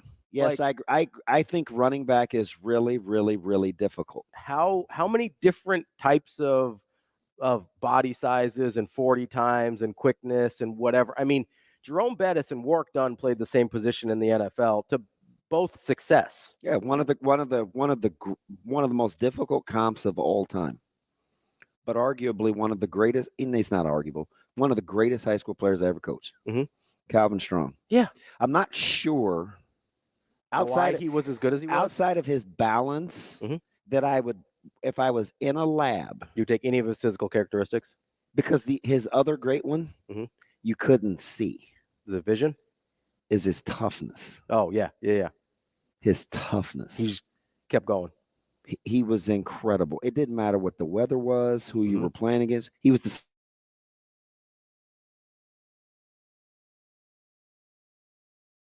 he's not this. I'm like, listen, and most of the time, if you're that size, it's like you better run a 4.3. Yeah, the guy went for 7 Gs. Yeah, in high school, he's incredible. That's ridiculous, right? But so what I look at, running backs are hard. Quarterbacks are probably the next most difficult to evaluate. Yeah, because so many of the things I'm not sure. Are unseen. Yeah, I watched a guy in Easton Stick 2 nights ago or over the weekend for the Chargers. Who, by the way, who's your boy from Texas that I like that Seattle drafted? My boy from Texas, Big Murphy. Oh my gosh. Listen. This is a total side note. Byron Murphy is a dude. I don't know if you can go back and watch Seattle, San Diego, or Los Angeles. I think I recorded it. He's incredible. Yeah. Incredible how hard he made it on Easton. But I'm not sure what the overlapping traits are looking at it from like an Easton stick to like Zane Flores, right? And Easton's playing on Sundays. Yeah. You know what I mean? So like quarterback is difficult too. Quarterback's, I think, the toughest eval. I really do. But I don't know. I don't know if I really don't know how much this discussion applies to quarterbacks. I think it's a different difficult eval. Yeah, because you're seldom going to say, "Oh, the ball just gets there." I don't know how. Yeah, right. But like you would do with like a guy in the secondary. Yeah, like you can go to a quarterback and say, "Okay, this guy processes stuff way quicker. I can't see that." His leadership. You're right. Like, so it's a different difficult eval. I'm with you there. Whereas like linebackers, there's like middle linebackers. I'm like, I don't know how he's always there. Can you just say you think linebackers maybe is in that discussion, right? He just hasn't. You hear coaches say he just has a nose for the ball. Yeah, 100%. That's what I mean. Like there's a ton of middle linebackers. I'm like, oh, he's not special physically. It's less on like I feel like further to the outside, the less. Although even with wide receivers, you're like, I don't know, that guy just gets open. I don't know. Like how many times have you heard that about? Like he just gets open, and usually it's route running or something like that, where it's like they're really precise. Yeah. What is it about Cooper Kupp that is? Yeah, like how is that guy just always open? That is like Randy Moss. Yeah. Yeah, I don't know. Wes Welker. Like, Wes Welker was open for a decade, and nobody ever saw it until Tom Brady and Bill Belichick were like, hey, that guy's always going to be open. Oh, a guy that Severe brought up the other day. Can you imagine Santana Moss? Today? Playing in the slot. Yeah. Can you imagine Peter Warrick playing in the slot? That's a wrap. Like, we're done here. And you can't touch those guys now. No. Right? So that 5 yard, that no contact zone, like it'd be you like. You can get them the ball as much as you want, and good luck after that. No. You know? Santana Moss got to be looking at Tyreek Hill like, must be nice. You're welcome. Just running over routes unimpeded, huh? But like, I'll take it. I think there's a ton of positions on a football field where I'm just looking at it now and I go, okay, like, yes, some of the physical stuff matters or is nice, but like, I don't know how much it matters, especially if you meet like a bare minimum qualification, right? And I don't know what those numbers are per position group, but if you meet a bare minimum qualification and then you've got the philosophical thing that people are looking for, like, I do think that's a harder eval than it is to just be like, hey, I need my corners to be 6'2". But if you're good at it, it's like a cheat. It's like Iowa. It is a cheat code. That was my point, right? Like that's how Nebraska or Iowa or whoever can go from. And Nebraska isn't Iowa yet. No. But I get what you're saying with his development and track record. Yeah, it is a cheat code. If you can do it, if you can do it, then it is a cheat code because then okay, what you'll take 4 and 5 stars. That's nice. That's why Iowa can afford to be so specific. They know what they're looking for. Yeah, like as specific as anybody. So, because they don't even put a lot of offers out. You know, 2 teams that I'm curious that are regional. Who? That I'm looking to see. Kansas on offense, because they do it as well quietly as anyone. Can Daniel stay healthy? That's the dude. Beans taking snaps. Yeah. Okay. He was getting snaps for the Colts, and he was KU's backup quarterback. I trust their eval. I mean, I'm with you on Daniels, right? I hope he stays healthy. Yeah. But they seem to know what they're looking for within that offense. For sure. Yeah. I just think there's likely a drop off between Daniels and the next guy. So. In Kansas State. Yeah. Like you used Wisconsin. They used to be like that. Yeah. But it's just, because you look at them in recruiting wise, Oregon was like that. 2 schools that you brought up earlier to your credit, right? That you just aren't blown away with the recruiting rankings or the stars or whatever. And you're talking early 2000s, not mid, like the 9, 10, 11, 12 stretch for Oregon. Late 2000s. Where they were kind of the outlier. Yeah. Where it's 15 to 20 all the time, but they're still getting it done. So, but knowing the philosophy isn't as loose maybe as you think it is. No, yeah, and maybe that's because I think those guys that are really good in the development category, it's like I think they know what they're looking for. Yeah, and it's something that none of the rest of us can see, I think. Well, or not as and don't short yourself. I just got into this conversation with Coach Queen last night. And what I wanted to say was, hey, trust me, I think I can see it. and he's saying, I need to see it. Yeah. Right. So sometimes, it's not always. And I will lockstep real time. Sure. But the more you're around each other and the more you use the same language, like everybody will know what they're looking for on the recruiting trail. Yeah. I will say, like, I did feel really comfortable at that in basketball. Like when I was recruiting and scouting basketball, like that's where I felt like, okay, I can see stuff that other people can't see. And I know I can get this out of this person. But sometimes you need to partner with a But I needed to partner with a teacher because I wasn't going to be able to get them like somebody that, because you can't just be kind of this, I think. Like there has to be some proof of concept. 100%. Coming up next, we're going to talk to our guy, Mike Sautter from Hurrdat Sports here on Hurrdat Sports Radio. Kicking off hour number 3 here on Hurrdat Sports Radio, AM 590, ESPN Omaha, ESPN Tri-Cities, KFOR in Lincoln. That's DB. I'm Ravi Lulla, joined now by Mike Sautter on the Pillar Exterior stage. What's up, Mike? Well, doing well. Hey, right you see what happened there? What? You showed me that you muted the thing and there was no echo. Man, Isn't that incredible? I always mute that thing. It's almost like it's not anyone else. It's just you. Mute that thing. You missed the old Steelers on the television again. Hey, can I just say something real quick? That's a hoodie, right? This is a long sleeve T-shirt with a hood. Yeah, it's like a thin hoodie. Yeah, that is spectacular. Yeah, you haven't seen this before? I do like the corn logo. Huh. That is flipping spectacular. Here, let's show the people. I'm a big hoodie guy, and I like long sleeves. The corn guy, I don't know. A big long sleeve T-shirt guy. Yeah, that is very nice. I do like the light long sleeve T-shirts with the hood. I'm a big fan. Yeah, I see. I kind of see what you're rolling. This one doesn't have a hood. I know, but I get it, right? It's nice. This one's nice material too. The rock. You don't feel that? It's nice. Don't get all weird. You want to feel that? It's nice material. You sure? It's kind of weird. Do I need to leave? He touched it. So how we doing, Jerome? We good? I am getting real tired right now. Yeah. I like your little who turned me on to your IG stuff? I didn't know you were on Instagram like that. Well, I don't know what that face was.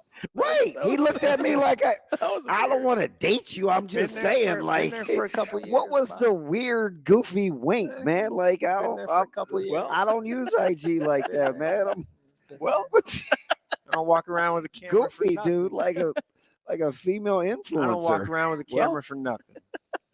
I didn't know your IG game was like. That's all I was saying. Goofball. You know, jeez. Sometimes your boy can use a camera crew. I like the knowns unknowns thing too.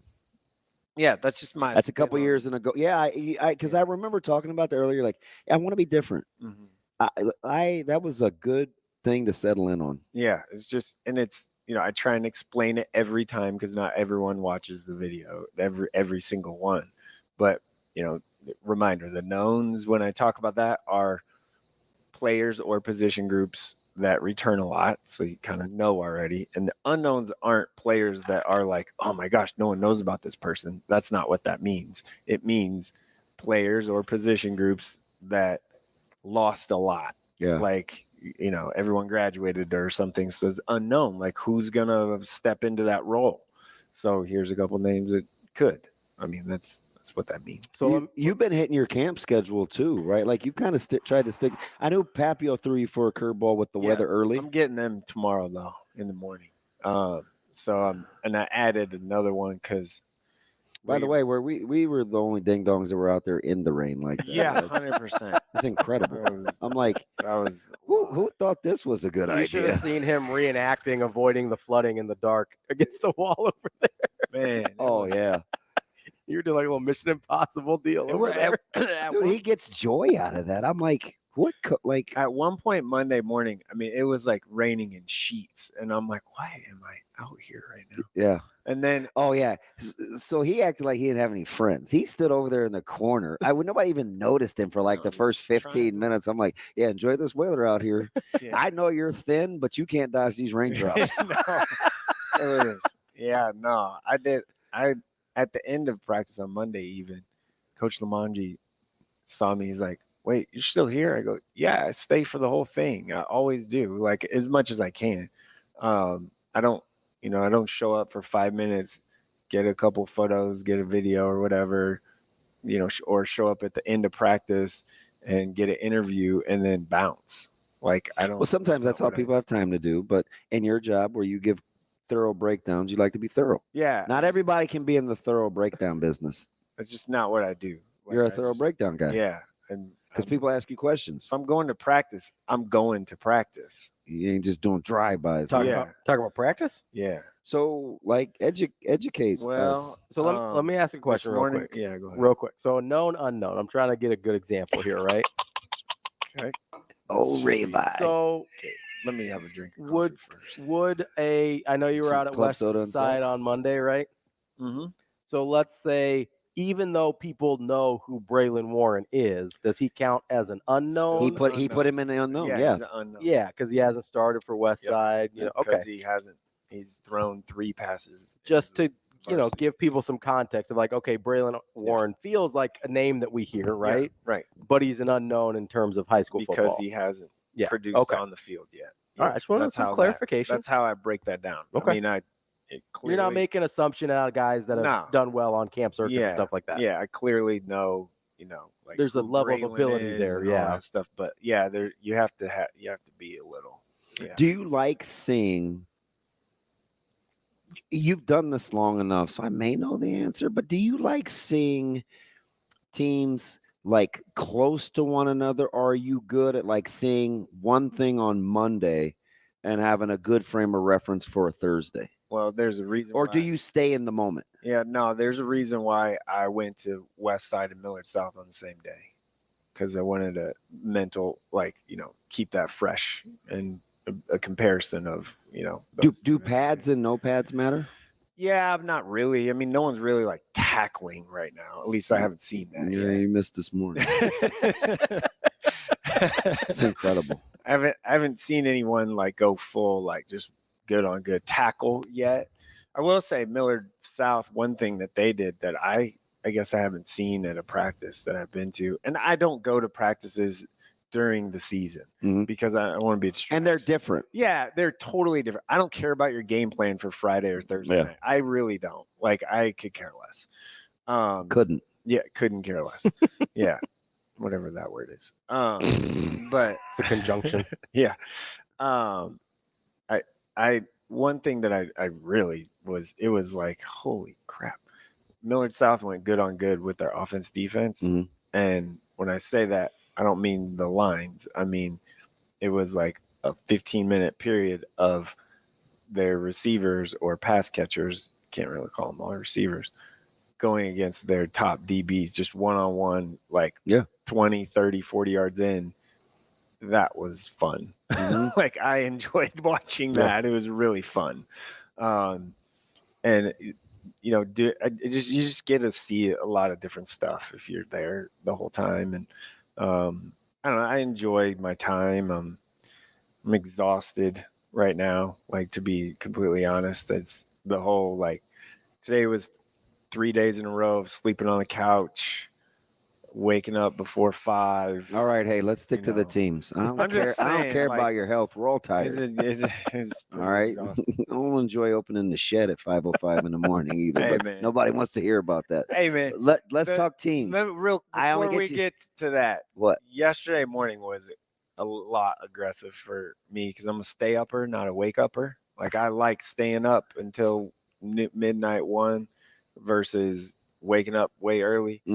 Yesterday I set 2 alarms, one for 3:40 and one for 3:41, and I woke up on the couch. What's the difference?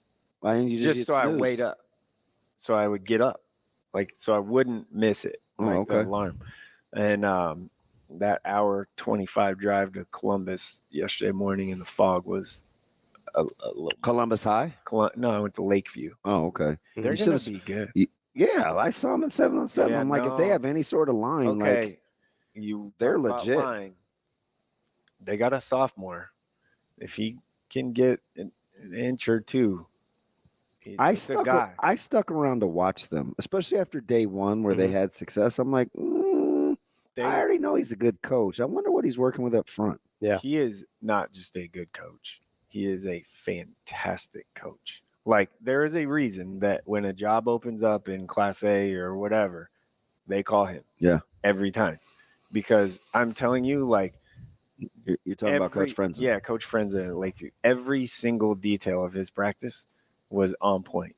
There was no, like, extra, right, or jacking around or nothing. I mean, it was totally detailed. Why didn't you stop it and see the Discovers? We play them in week 2. Well, because it was help a brother out a little bit, you know. You know, your boy needed a nap. That's probably why. I just nap in the parking lot. And you're good to go. time, right? Like, just time. Hey, Can't get to everywhere. I do have a question though, and it's kind of a scouting, but not scouting because there's plenty of tape on him. Yeah. How much better is Cannon than last year in person? North? Yeah. He didn't really go a lot Monday. Like, he was there. He was there, but he wasn't like, you know, he wasn't. It wasn't. His film makes me nervous for fitting. Like, everybody better be where they're supposed to be. Offensive line better make you nervous too. Oh, with Cook and T2, yeah. Oh yeah, some big dudes over there. That matchup on Monday, I'm at Norse practice and I'm like, man. Oh yeah, and you had just seen us. Yeah, I was like, man, Campbell versus Tyson Terry. Just watch like that game. People that go to that game, just watch the interior of that line. Like, that is. There will definitely be some physical. Like, and I think that's probably why we're going the way we're going. I'm just hoping they get enough rest by week 1, but we just don't want to be caught off guard with physicality. They are, and that's what I mean. So it's like Christian this morning, CJ, and I quote, "Man, I've done this for 4 years. I feel like I played 3 games this week." And it scared us though. Like, yeah, because you're like, are we doing too much? Right. Yeah. But that's a miserable week 1 opponent. Yeah, because they're coming. And there is and they're pissy. They're real mad. They're angry. Like, I will say this one thing about Tyson Terry that just sticks out to me from Mondays when I was there for practice. He's absolutely the leader of the team. There's no question about it, right? There's no question. Vocal, all of it, right? Works hard. There were guys like kind of messing around a little bit. He turns around and says some stuff, words I can't say on the radio to them. And then they kind of didn't. They calmed down a little bit, and then it started back up again. And then when the period got over, it was Tyson Terry that got the unit together. Yeah. And was because you're not whipping that dude. It was just gonna have to eat it. It was it was something to the effect of, I'm dead serious. Yeah. It was there were a lot of choice words in there, and it was something kind of like, I think I overheard him say, "I'm tired of losing," and then, some F words and stuff. And I think it ended with, "If you don't like it, you can meet me over there on the 50-yard line right now." Yeah. I believe every bit of that. And there are so many guys that have been so loyal, like the O'Neill, like those guys have been loyal to that program. And this offseason was tough for them. Yeah. So that's the one team that I like root for when they're, and obviously we're ties, but that I don't play because they've had a lot of. Yeah, North. He's lost a ton of his staff the last 4 years. Yeah. Like, it's players left and stuff. He is. Coach Martin and I talk often. He's amazing. Awesome. Give me it. He told me, like, I remember talking to him in the spring, and he was like angry. Hey, hit him up after this. Say, hey, don't bring the towel out for week 1. Towel around the neck. Save the towel. It won't be that. Who else? It's raining. Who else do you? No, that's his get hyped towel. Oh, don't kid yourself. I thought it was like just for the weather, but he wears that white towel. We're like, even the staff are like, hey, we ain't going out early. We're listening to this pregame. Yeah. Hey, who else did you like?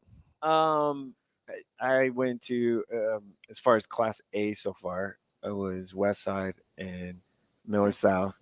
Obviously, love Miller South. I mean, the talent is there. It's undeniable. You're not gonna. I mean, yeah, they're clearly, squarely should be all that. The number one team, like right now. Yeah, they are. I know. I get the conversation of, yeah, they're not number one because what was that? Nat. I get the conversation of, West Side should be number one until they lose. Well, this isn't the NFL, right? Like, like people move on and leave. Millard South's the number one team, like squarely. I think people that pay attention should recognize that and know that. Went to Bellevue West, right? In A. When was that? Wednesday? Tuesday afternoon. I don't remember where I was. How's Whaley? TJ, he's all right. Yeah, they had an okay practice. It wasn't quite. I low key cheer for him. Yeah, he's big. I mean, I like a lot of those guys, but like, yeah, I saw him take a couple of thumps. The guy at Bellevue West that is going to be a guy is Juice Wardlow, sophomore. Mm-hmm. Like, he's coming. I mean, he's going to start for them, and he's coming. I liked him a lot. Really liked him a lot. Their defense, they're doing some different stuff. I'm not going to, say everything they're doing, but I just read an article where they're looking forward to week 4. I'm like, shoot, better look forward to week 1 first. Yeah, probably. I'm just saying, like, and maybe I'm reading that out of context. They need to look forward to today first. That's what they need to look forward to. They need to look forward to having a good practice every day. Which is my favorite art. This is my favorite in Omaha.com. The Warriors ended Bellevue West season last year with a 49-0 playoff win. We've got week 4 marked down on our calendars, Anderson said. That was a tough way for us to end our season, so we're looking forward to playing them again. And we got like 3 games before that, but see, we have to make sure that we're stay in the moment. That we make sure that we meet that kind of stuff like that. But you know what I mean? To stay in the moment too. Who else you got? Not that this isn't petty. I just read. Right? Yeah. Went to Elkhorn South Tuesday afternoon. They're on the schedule. Yeah. Stereotypical Elkhorn South, right? Like multiple. Not what you wanted to hear. They lost a bunch up front, but it's like plug and play, right? And Madden Riggs had a really nice practice on Tuesday. He still yoked? Yeah, he's a big guy. He is a big, strong He made some good throws. Like, he made some really good throws. And last year, him being forced into action due to the going to help him a lot this year. Totally going to help him a year ahead of schedule. He looked a lot different up close. Yeah. Hey, yeah. I don't know when y'all play them, but Jaden Succo, you need to account for that guy. So we can't even look. 3 of our first 4 opponents are all quarterfinalists. Yeah, Succo is pretty good. What about good. So what's the strongest position group you think for the state so far? Receiver? Ooh. Yeah, I mean, it seems like there's a lot of good ones. Yeah, pass catcher guys. Tight end receivers. Yeah. You say tight end, but like anymore, they're receivers. Yeah. How about quarterbacks? Quarterbacks are okay. There isn't like, not the depth of them. Yeah, like it's secondary. It's okay. Secondaries are all right. And I'd say receivers. Clearly receivers, huh? Yeah. There isn't a bunch of linemen that are, that big, prototypical or meet all the measurable stuff. That's Tyson, obviously, is one. I am so excited. I brought him multiple times. I am so excited for Tyson Terry's football season this year. Yeah. He is so good. He is so good. He gets playing both ways again. Yeah. And they'll have to rest him at times, but like, he is so motivated, 1, and 2, just very good. And it's been brought up. We've brought it up, but I think he feels a little slight. Yeah. Like, I think he feels a little like. Let me ask you something. Like, I'm not talked about enough. And all it is because he committed to Nebraska last year.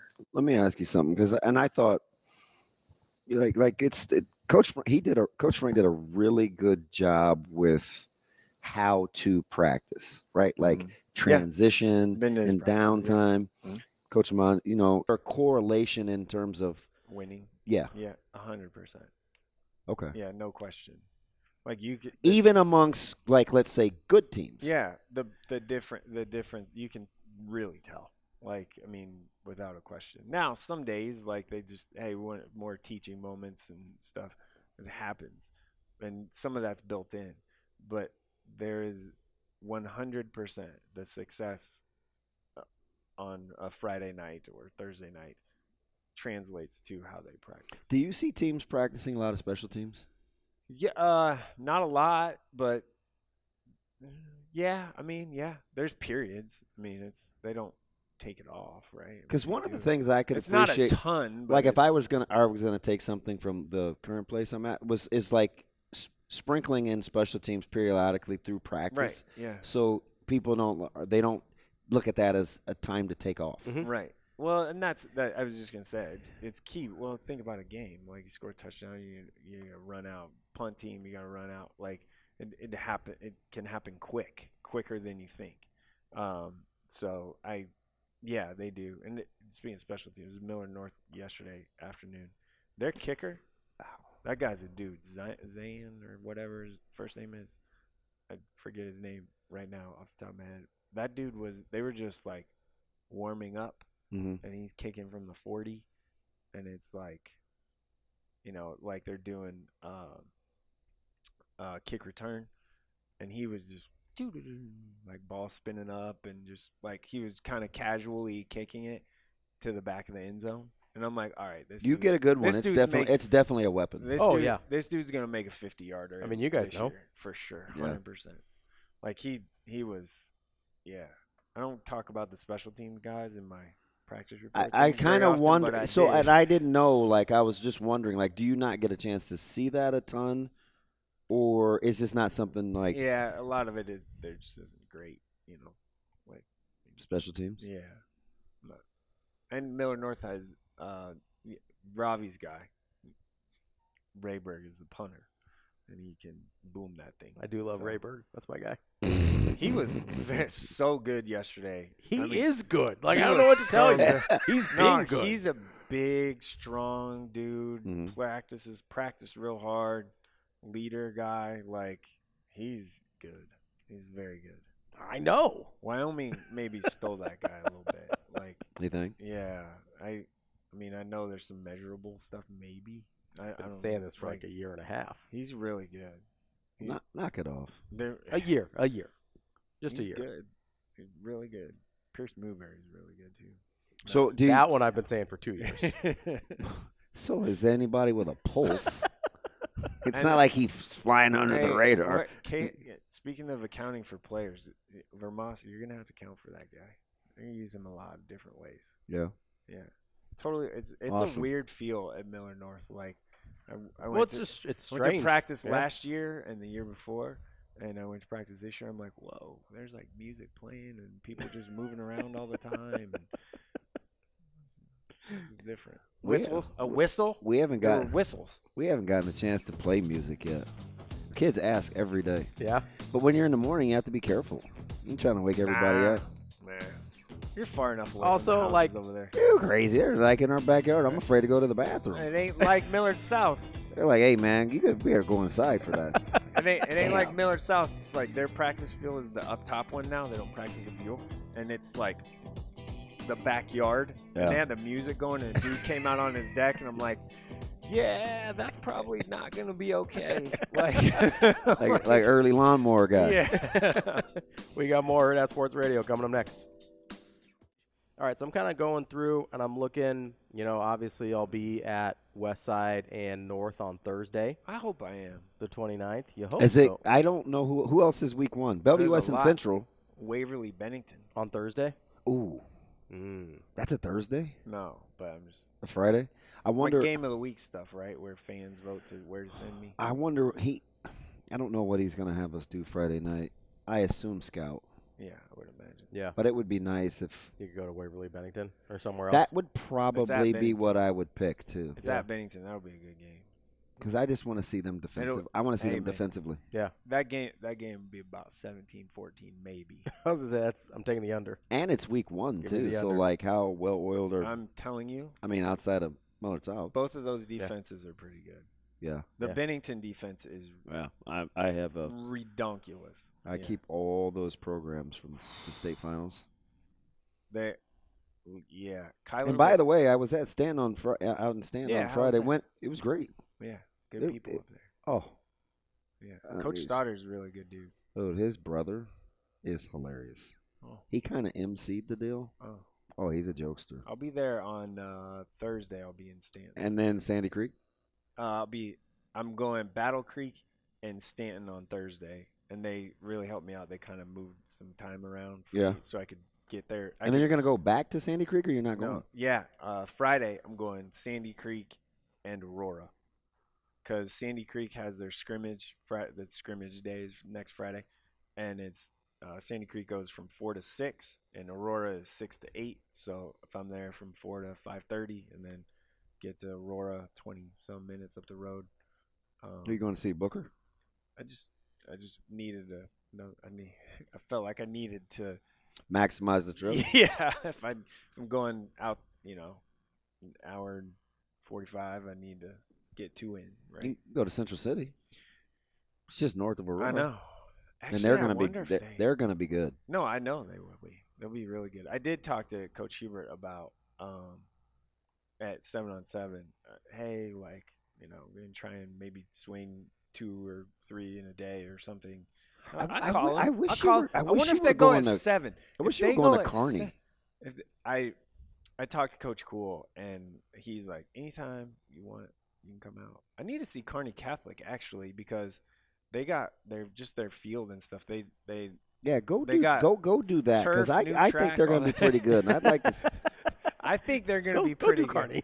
I think Kearney's going to be pretty good. Yeah, me too. Like top 5 for sure. Me too. Yeah, I looked at their roster from last year. I'm like, God, they got a lot of pups. Yeah. They're going to be. I think. Well, Coach Cool's really good. Yeah, he's awesome. You ain't kidding. I'm not. I think. I've told this story before about him being my JV coach. So when's Papio South? I don't think I'm going to be able to do that. Damn it. I like their backfield. When's Millard West? You getting Millard West in? Not going to Millard West. Okay. How are they going to be this year? Not for I think okay. I mean, normal. Well, I'm trying to figure out if I want to go see Millard North, Millard West on Friday. Yeah. So I don't want to. But wow, that rivalry has gotten kind of lopsided. Miller, 9 well, years. It started off pretty one-sided too, on the other way. 9 years. 9 years. Is that what it is in a row? Pretty sure. I don't need to. They were talking about it yesterday. I have no idea. No, they were talking about it yesterday at Millard North. It seems like a lot, but 9 seems high. It's been a long time. That's a lot. Yeah. Dang. And that game will be packed. I mean, like all the Millard games will be. And when Central, because that Central Bellevue West game is. I'm going to Central tomorrow. I'm going to Papillion La Vista because I missed their midnight practice I'm sneaking them in. So knowing Coach Williams, the only reason he probably canceled had to be lightning. It certainly wasn't the rain. Yeah, no, it was lightning for sure. Because Yeah, I'll be at Papio. Rain. They scrimmage. He doesn't care. They scrimmage tomorrow, so I'm going to be there in the morning tomorrow, and then. I got a lot of respect for him, Coach Williams. Just the way he goes about, like he doesn't back down. No, he's a good offensive mind. I think they're going to be pretty good. There you. I like their line. Like without watching them yet, just looking at their line is going to be good, really good. And they're Pamran, wide receiver. And remember, he made the decision. I don't know how popular it was real time, but he went young. I guess they got a maybe freshman running back. He told me so. I think they're going to be all right. Like I do, I really do. They had a nice year last year. I think they got a chance. I told you. You talk about not backing down. I told you what he said when we were at Summer League for hoops. We both were out watching hoops at Millard West. We were just talking in the corner. He's like, man, I can't believe nobody tried to run the ball on you guys more.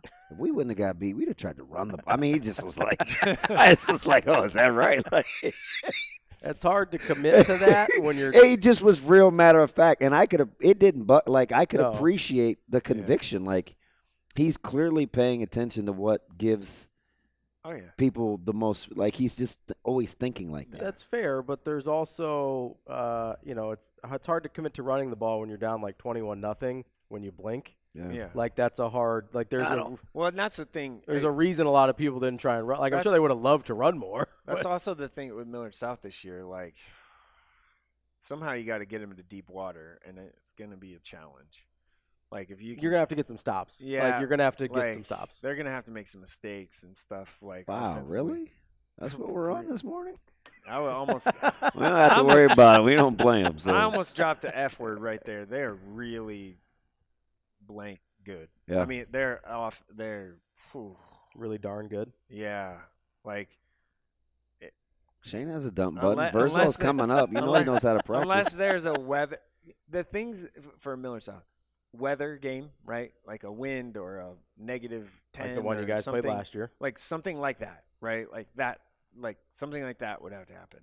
But last year, that's probably more advantageous for them. Yes, than it is for yes. us. But that type of yeah, there's some sort of something, or they just implode, like or it's like close late and something bad happens and they implode or whatever. I'm not gonna say that's the only way to beat them. But those are going to be keys. This dude, Shane, are you cutting all this up? Like, wow.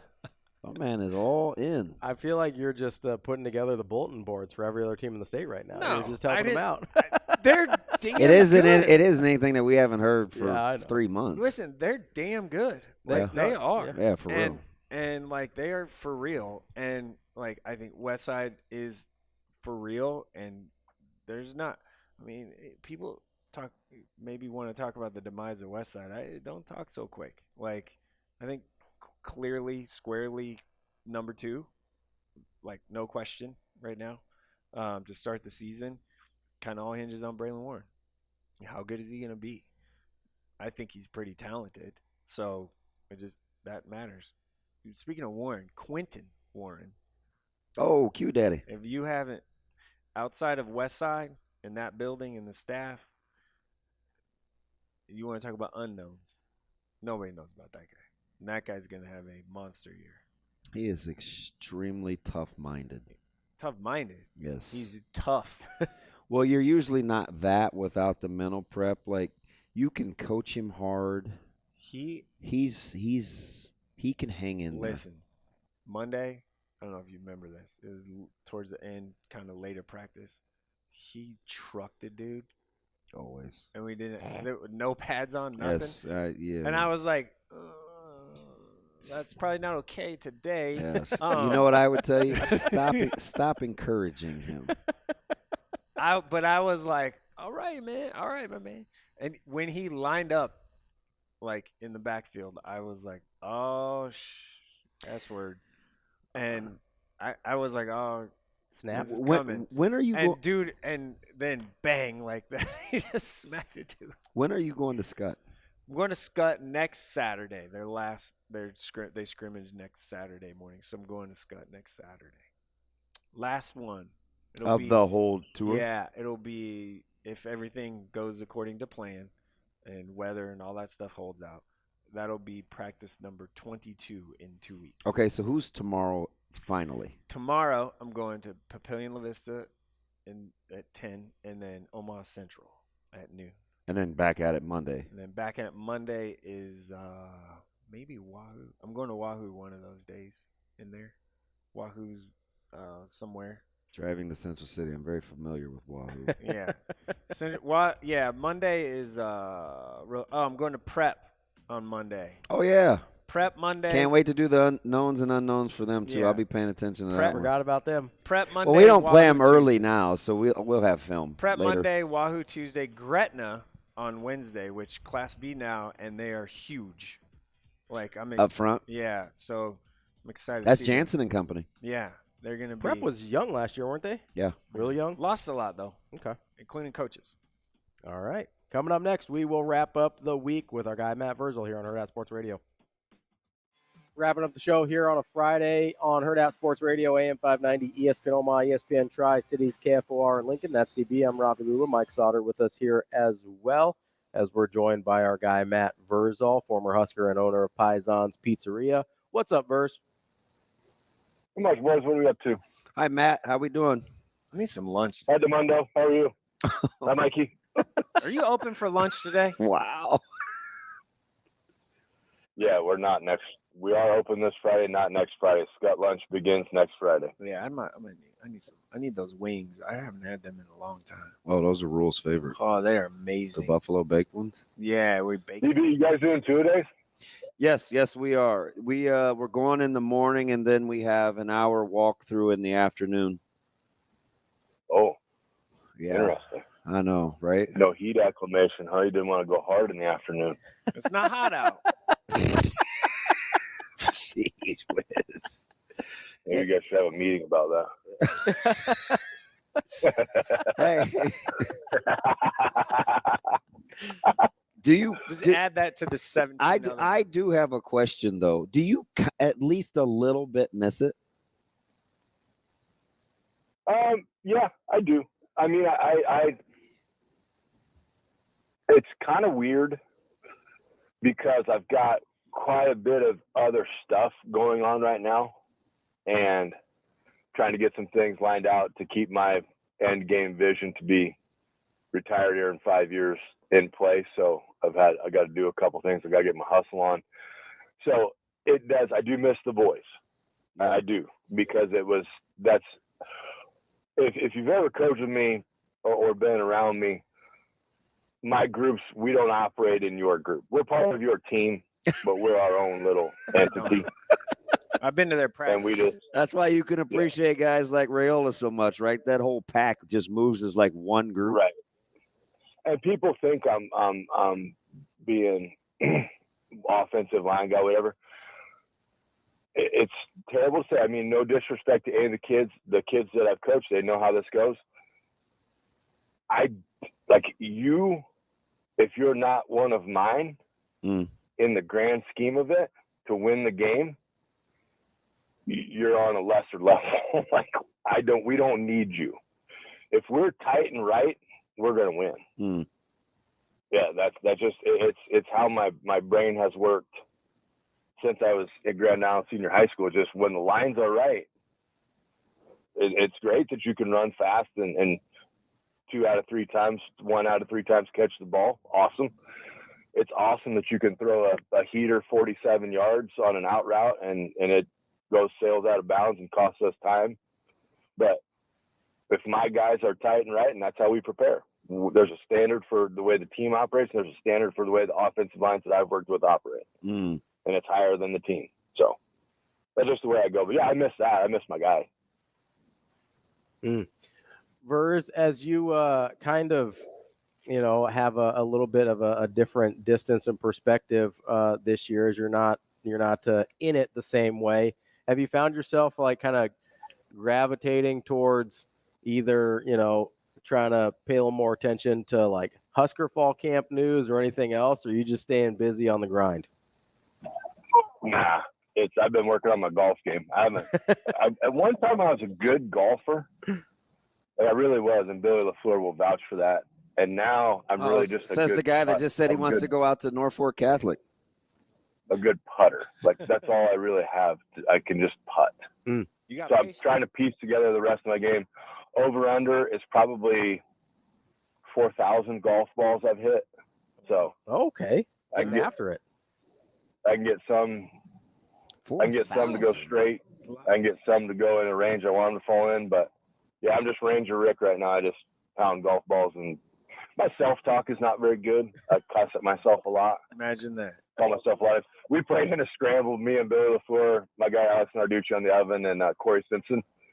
And I get over the ball, and if you know me, and it's like, all right, you fat F, don't effing F this, F. And I hit it. And then it got worse. It was, you dumb MFer, how in the F do you even effing breathe air? That dump button. We get done, and Corey goes, man, with that positive self-talk, I don't know how that didn't work out. And I was like, hey, if I'm you, if I'm you, you know what I think you would instinctively just say? Oh, I talk to everybody like that, including myself. Except you say fudge, frick. Yeah. Is that you funny? Richard head. Is it that funny, Ravi? Really? It's like that, Matt. It's more like fudge. Yeah, that's a good one, Mikey. There you go. That was a Damon. DB. Really? DB. Yes, Matt. I've always grown up in a world where Can't to wait be for the this. best, you got to be the best. And can we put some respect on the champion's name? What are we talking about? Like, we get these preseason rankings coming out, and people telling me, No, you're not. No, you're not. No, no, how can this happen? no, don't. You're not getting me. I'm not doing it. Fudge, Matt. I don't know. I think we're gonna be pretty good. Man. Like, I think You've empowered Dingaling over here to be you. But Jerome better figure out he ain't Matty. this is honest, though. This is honest. If I'm the best, like in B, Bennington should be one. Yeah. Until they're not one. I haven't lost for 39 straight games. Correct. Westside should be one until they're not one. It's not the I don't NFL. know why that's so hard for everybody to put that in the. I don't know. This team has this. Sautter just broke it down. Sautter just broke it down for us earlier, and I didn't say a word. It's I mean, not the I believe what NFL. I believe what he said. Yeah. He said it's not the NFL, man. We start. You trying to put a little chip on Westside's shoulder there, Matt? They don't need. No, I'm not. It's just an honest question. It's just an honest question. I'm like, I don't know how that just isn't like, okay. I just slot every one, and then I got to figure out two and the rest. Yeah. But there is going to be some banger games in A this year. It's going to be pretty fun. I'm not going to lie. Yeah. Yeah. Week 1, Omaha Northwest side is gonna be a banger. It's going You to be should go some, to that one, It's man. going to be some goodies. You Hey, like line play. You should go to that one. Tyson Terry versus Campbell is trimmed down. Is it trimmed down? A svelte Campbell, whose chest is as big as my torso right now. So yeah. That's the first true Well, thing you've said today. I mean, that ain't Okay. All anything, right. Mikey. All right. Hey, listen. Right. Let me ask you something, Matt. I'm being 100% honest. Why do you think, with offensive line play, as it pertains to Nebraska, that we can see the progress that like Ben Hart has made when just about everybody left him for dead once upon a time, but we hear Turner Corcoran, and all of a sudden we like lose our minds that he's not capable of being productive. Like, what's the difference in your opinion of those two, or should there be no difference? I think the big thing is that in certain situations in games, we've been able to see it not work. Okay. And now you're being selective in your sample size because there are some things he's done very well. It just seemed at some moments when needed most, it went bad. Okay. The big thing that I think happened for Ben Hart was that however they did it, his brain was completely different. Okay. He by no means had a clean sheet last year, but the one mistake didn't turn into two and didn't turn into three. It was a one mistake and away I go. Almost like a relief pitcher. I gave up a bomb. Who cares? Here comes 92. Try to hit it. Good luck. Like that's physically, he's got every gift. He's there for a reason, right? He's physically gifted enough to play the position. I am bummed out because I do think at guard he would have had a hell of a year, kind of like Stirrup when they moved Stirrup down a few years back. But that's not reality now. So now you're back out at tackle, and now mentally, and like I said, I would write down everybody's name that's critiqued me. Everybody. It would be on my mirror, and I would wake up, and it's not affirmations. It would just be F you, F you, F you, F you, F you, F you. And then when I see them like at a press conference and they want to talk all nice to me, I would give one-word answers. Yes, nope, maybe more than one word every now and then. I'm here to do what's best for the team. Matt Vrzal for not being the bigger person. But why though? What fun is being the bigger person? Because what fun is it? Ask Dion. What fun is it to antagonize the media? It's not Because now you know I don't have to like everybody. There's no rule that says I have to like everyone. I think you say don't. that anyway. You don't. Right. But why would I waste the oxygen I'm breathing to try to, like, some dude that says I suck and I'm terrible and I shouldn't be on stretcher? Why would I want to talk to that person? No, you're right. Like people that call in and bitch at me at Paisans, they call back on the phone. Guess what happens? hang up the phone, get on the text line. Hey, block this number. Done. Because 9 times out of 10, they're having a bad day. Don't take it out on my young women that work for me. Don't yell at them and call them names. Like, just be a good human being. It's not that hard. But I can be selective in who I want to hang out with. Like, I don't have to like everybody. And it's Nebraska media. Like, if they don't like it, there's plenty of other players you can go talk to. Go talk to that guy right over there. That's our guy, Matty Vrzal, and I think I just got a glimpse 20 years into my future, what I'm probably going to be like. Verz. Mean and crabby. No, hey, I don't got to like everybody. No. Fudge, Matt. Fudge. But the people that you do like, they value it more because they know you like them. See? True. Does that sound familiar, DB? Yeah, whatever. Verz, we appreciate it as always. We'll talk to you next week. Couple of meanies. You ain't kidding either, Ravi. You got like 10 years before you like me. Yeah, about right. See you, Matty. Lord have mercy. That's Hurrdat Sports Radio for the week. We'll be back on Monday.